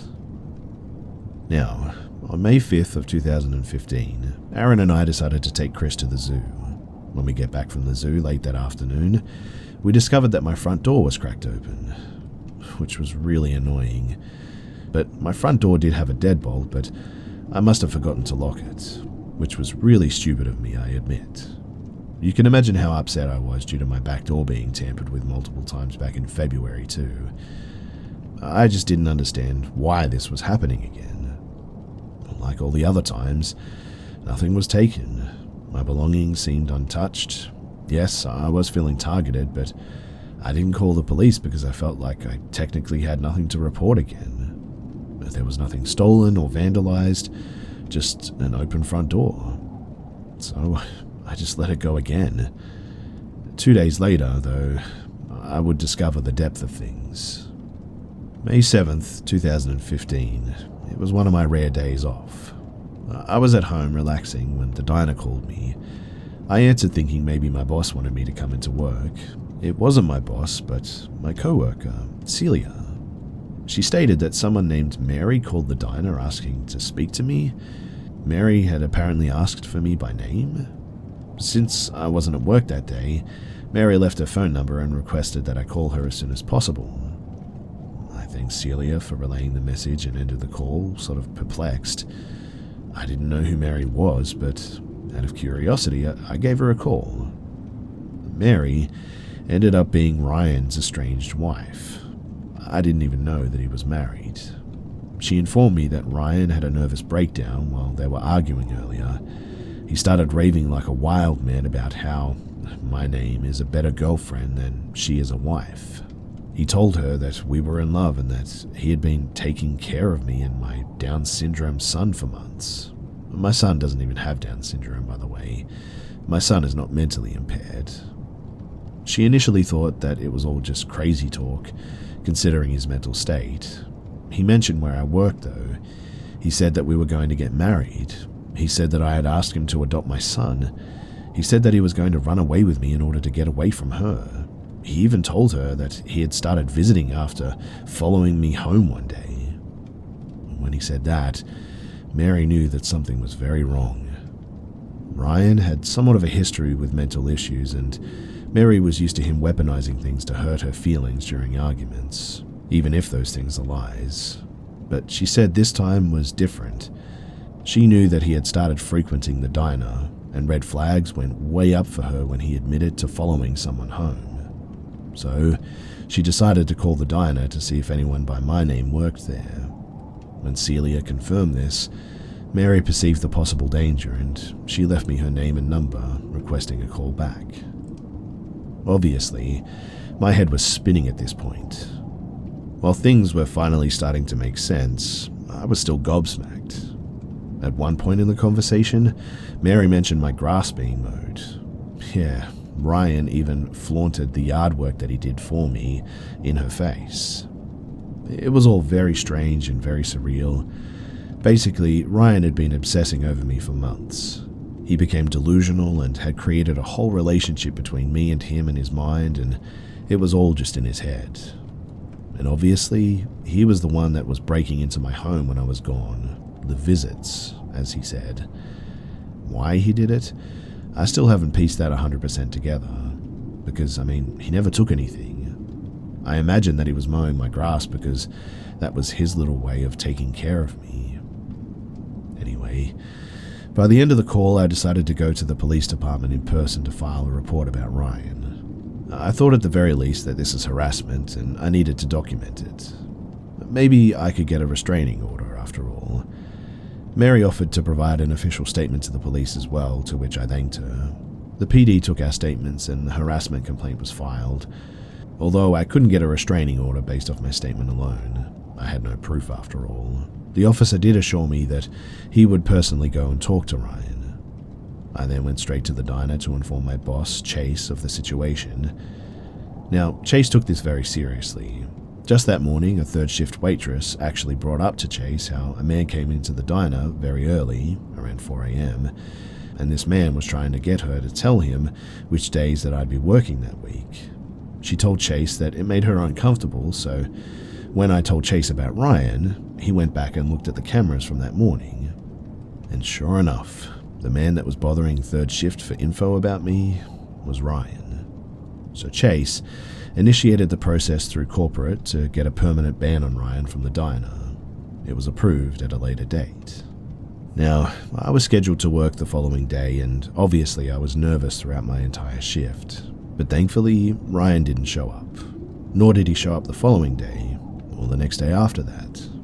All was quiet at home as well. The officer showing up at Ryan's house to speak with him must have spooked him enough to stop. Weeks, then months went by, no Ryan in sight. No vandalism at my home, no mysteriously mown grass, nothing. My life had gone completely back to normal. But things changed again in October.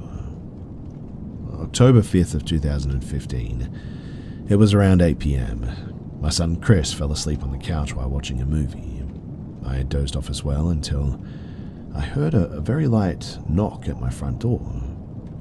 I then walked to the kitchen and look out the only window that faces my driveway. There's no cars there except for my own. So I figured that the light tapping that I heard at my door was either just the TV or my half-asleep brain playing tricks on me. I then returned to the couch and started playing a game on my phone. About 5 minutes later, though, I heard a few light knocks on my door again. This time, I was wide awake, so I knew my brain wasn't playing tricks. So I walked back over to my kitchen window to double-check the driveway to see who was there. Again, my car was the only one in my driveway. And right as I go to close the kitchen window blinds, loud knocking suddenly erupts at my front door. And I mean loud, angry banging. I guess my instincts kicked in and I sprinted to the couch, scooped Chris up into my arms and ran down the hallway to his bedroom. I did the only thing that I could think of in that fraction of a moment.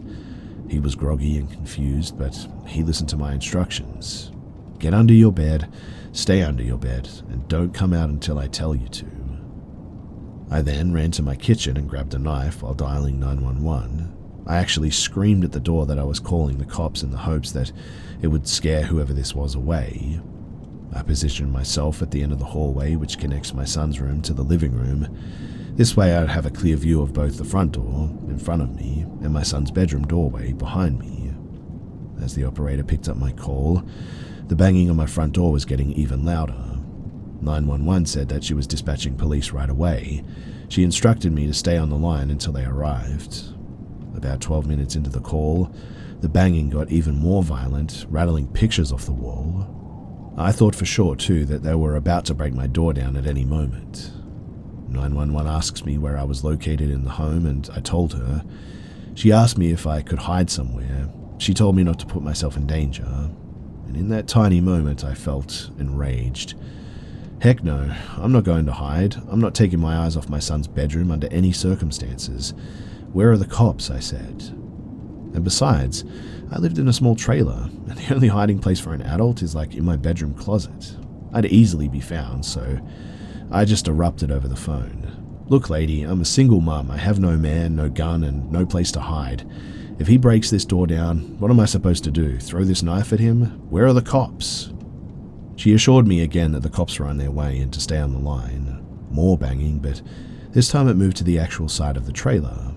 It sounded like they were taking a baseball bat and beating against the outside of the trailer. At that moment, Chris started shrieking. I ran the few steps over to his room to check on him. The loud commotion had just pushed his fear gauge over the edge. He was screaming, crying incessantly under his bed. I quickly ascertained that he was physically okay, and I returned back to the end of the hallway to check on the front door. As I was explaining to 911 that my son was okay, just scared, I noticed that the banging had suddenly stopped. I waited another minute or so, trying to listen out for any sign of further escalation, like window breaking or something, but all I could hear was sobs coming from my son's room. All in all, it took the cops a whopping 23 minutes to arrive. By then, the perp was long gone. For reference, I live about 10 minutes away from the police station too. 911 even called it an active home invasion. I was livid about the response time, to say the least. My front door was made out of some type of metal, just a cheap generic trailer door, and it was now completely covered in dents. There were noticeable scratch marks on the lock, failed attempt at the picking of the deadbolt. The siding on the trailer was damaged where the perp had hit it with something, and given the history, I immediately suspected Ryan was the perp. The police said since I didn't actually see the person, then they couldn't arrest him without an eyewitness. The most they could do was make a report. They did end up canvassing the immediate area in case he was on foot, since I didn't see a vehicle in my driveway prior to this happening. However, there was no sign of him or anyone around and about. I deduced that he probably had parked nearby out of sight, that way his vehicle wouldn't be spotted or recognized at my home. My home was situated next to a thin patch of woods and has public access roads on the other side. I also am absolutely convinced that Ryan had nefarious plans for me that evening, but when he discovered my son was at home with me, via his terrified shrieking, he bailed. He stopped trying to break into my home the moment that my son inadvertently made his presence known. For whatever reason, Ryan always lit up when I talked about my son. He used to initiate conversations about Chris just to watch me dote over him. Looking back, I guess it was his morbid way of bonding with my kid, and I think in his own sort of warped way, he grew to care about him. So when he heard Chris's scream, he decided to not follow through with whatever his plan was for me. I ended up taking a few days off work because I was so shaken up after that. I stayed at my parents' house during that time because I was afraid to go home. My landlord had the damaged door replaced while I was gone. Realizing that I had a job and a life and that I couldn't stay gone forever, I knew that I had to go home. So I got a gun, a small caliber revolver, but it would do the job. And then I went home. I lived in that trailer for another 4 months before I saved up enough money to move. It was totally peaceful during those months, with no further events or altercations, but I just couldn't stand being there anymore. Since then, I've changed jobs, met someone special, gotten engaged, bought a house, and even got a dog. No further sign of Ryan anywhere during any of these life changes, and it's been nearly 7 years since any sign of him. Ryan seems to have disappeared out of my life in the same manner that he first appeared, just out of nowhere. And I couldn't be happier that he's gone. Hopefully, it stays that way.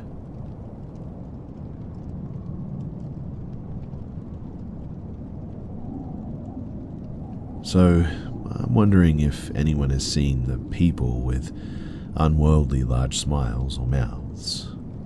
This has been with me for a while and I just can't shake it, and I have to get it off my chest. I know it all sounds ridiculous, but here goes nothing. So a few years ago, I was outside in the backyard with a buddy of mine that was actually staying in my garage. We were cleaning an RV that I had just purchased when my wife came outside to moan about something. I can't remember what anymore, but when she was done, she went back into the house, me still in the RV, went to follow her to see what her problem was, and I hear my truck, which was right in front of the RV, start. Me not thinking about it, as I'm walking, I turn and look to see who's in my truck and see what at first I thought was my wife messing with me, but saw a female resembling my wife turn to look at me with this crazy, creepy large smile. And when I say large, I mean absolutely huge, with white teeth to boot, just looking at me. As I sort of back up and get to the back door and walk into the kitchen, I'm kind of back and forth in my head like, what was she doing? And then I get to the bedroom where my wife is standing, folding clothes. I'm not trying to freak her out, and myself, I turn and I haul butt back to the gate to see who was in my truck. When I do, there's nobody there. The key was in my pocket, but I know what I saw. I know what I heard. My truck started, and my buddy outside even heard it start too, but didn't bother looking. I know what I saw, and I'm just wondering if anyone else has ever seen anything like this.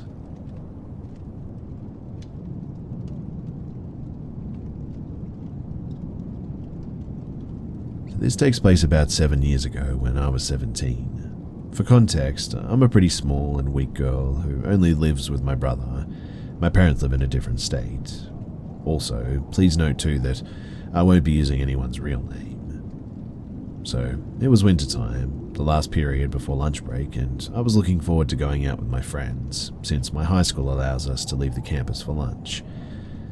Me and my two girlfriends, we got together and walked to the nearby shopping plaza and looked around. I wasn't really hungry, so I just sort of was looking around to see if I recognized anyone from school around here. And that's when I saw a man in a black hoodie leaning on some old beaten-up pickup. I wasn't too surprised to see him, since this is public property, but I was a little confused that he was staring right at us. But that was when it clicked into my head that he sees us, 3 teenage girls looking lost. He's probably going to make a move on us, or maybe he's going to try and, kidnap us or something. Then, to my shock, he actually began to approach us. At this point, I was starting to have thoughts of being abducted and ending up becoming a missing person who probably is going to be found dead years later or something. I happen to think of the worst things when I get anxious. I know it's unrealistic, but I quickly turned to my friends and tried to throw out ideas of where to go, but I didn't want to show them that I was freaking out. And suddenly I heard my name. Sarah? Hey, Sarah. It's Dan. Your brother Josh asked me to find you. The voice sounds rather nice, but when I turned around, it was the same man. I felt like I was shot in the stomach because I stared at him for a few seconds before quickly breaking eye contact and looking around. Oh, who are you? I asked nervously. Well, I'm Dan, a longtime buddy of Josh. We actually went to that same high school together. So far, no lies were told. My brother did in fact go to this high school, and this guy did look about the same age as him. Hey, listen, your brother asked me to take you home. He mentioned something about meds. Somehow or another, he seemed to know the truth. You see, I sometimes have to take certain medication for my stomach issues, so far this Dan person was rather, honest, I thought, or somehow knew stuff about me. Yeah, he said that he's piled in paperwork at the office and wants me to take you back to the office so you can stay with him till he's able to take you home. At this point, logically, I felt like this was a pretty trustworthy guy, but my gut was turning so much that I actually felt like I could be sick. I haven't noticed before, but my two friends decided to leave me. Jerks, right? I knew that I didn't really have much of a choice, I guess. I mean, I could tell him no, but what if he's telling the truth and my brother gets mad at me for not going with him? I know, I was young and stupid.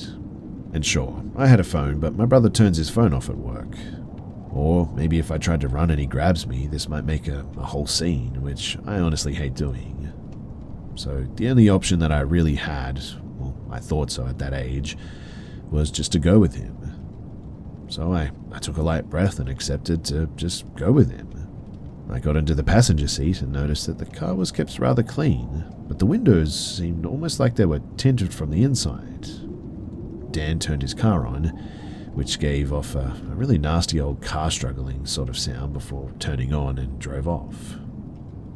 While on this ride, I kept my eyes down, not trying to look around or accidentally look at Dan again, but I did notice him eating some potato chips from a bag sitting on the center console. He would grab one at a time and go back for more frequently, but that's when he just grabbed my thigh out of nowhere and held it for a second.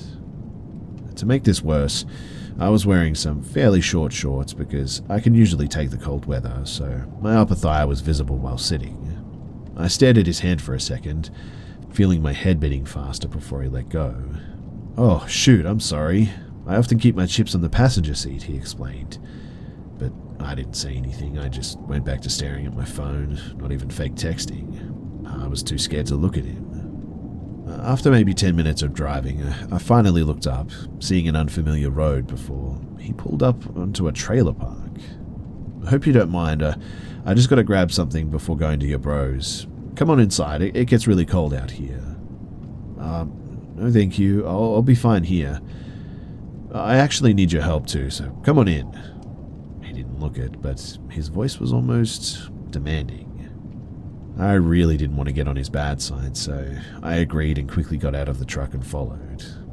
He led me to his trailer as I really didn't want to go in, and he started to take off his jacket. He then grabbed mine, which shocked me. "It's okay, the Hester can get real hot in here." He then grabbed the sweater that I was wearing, but also my shirt under, and pulled up, forcing now all of my layers up. This pinned my arms up, blinding me, and I panicked and tried to struggle, but he held my shirt up. He said, "I see your tummy." I then felt as if I knew my innocence was about to be gone this day. But the weirdest thing happened. He poked my belly button and swirled his finger in it, which at first didn't hurt, but he kept pushing harder and harder, pushing my back to the cold wall and just kept going. It was horrible, and just having my belly button pushed in deeper and deeper like that, and it really hurt. I felt like I was about to be sick the amount of pressure that he was putting on it, but then suddenly he just stopped and released my shirt. As quickly as I could, I pulled my shirt and then sweater down, panicking as my heart was racing. He was laughing and patting the wall as if he had just heard the funniest joke. I felt sick, so I rushed out as fast as I could and coughed up just a few feet from his front door.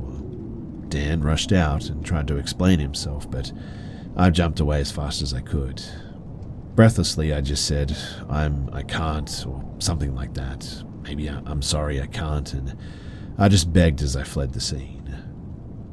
I was thankfully able to run far enough to get to another neighborhood while I called one of my friends to pick me up after giving her the streets that I was on. And this whole situation felt like the entire day, but actually probably only lasted maybe like 20 minutes.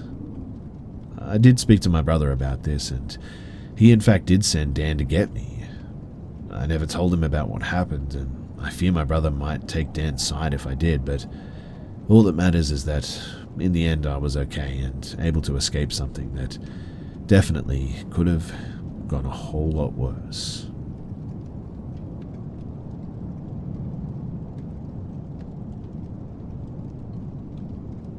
This happened well over 20 years ago, but I remember most of the details as the imagery was seared into my brain. Call it a core memory, if you will. I was around 6 to 7 years old and living in a very quiet suburban area. My parents often entertained guests and drank beers in the kitchen all night, and their friends would often be the parents to the two of my best friends growing up. We were allowed way too much freedom as kids, and were often left alone for hours.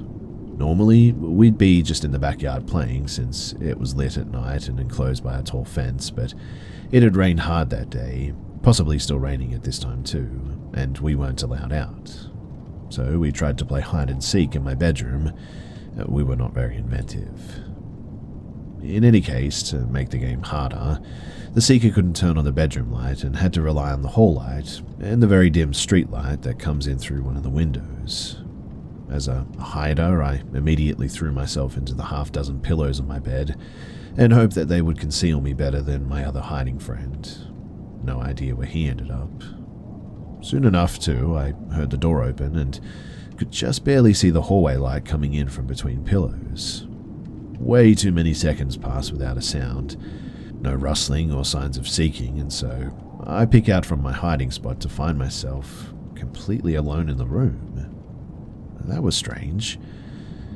I didn't have long to rack my tiny child mind for long, though, because almost immediately my window caught my attention. There was a shadow slowly crossing in between the streetlight and my blinds in the shape of a head and a very distinctive, long triangular shape being held up as if to strike. I get absolutely freaked out by this, scramble off my bed, and run into the kitchen where I see my two friends looking equally scared and confused. But I also noticed that the adults were laughing their heads off, so I began to relax at that. It was clearly just a prank, and they got me good.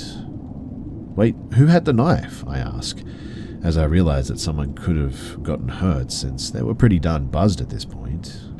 The laughing stopped immediately, and every single person stared in my direction. I don't remember the conversation particularly well because my panic came back tenfold at this point, but apparently my other hiding friend saw the shadow in the window before he was able to hide and sprinted out of the room, leaving me, thanks bud, and he told the adults that he saw something in the window but they didn't take him seriously, just a kid's imagination. But as soon as I seemed to have corroborated the story, adding a knife into the mix, I was asked more questions while the husbands ran outside to see if anyone was in the yard. Nothing was found outside. The area in front of my window was mostly asphalt driveway, so there was no evidence of someone directly or recently standing there. But the small garden directly under my window did have some footprints in it, but the tipsy adults couldn't definitively say that they weren't my parents' footprints, and there were no muddy steps outside of the garden either. The incident was again chalked up to a couple of silly kids hyped up on sugar or something like that. But my best friend and I, we both remember what we saw that day. And like I said, it's seared into my mind.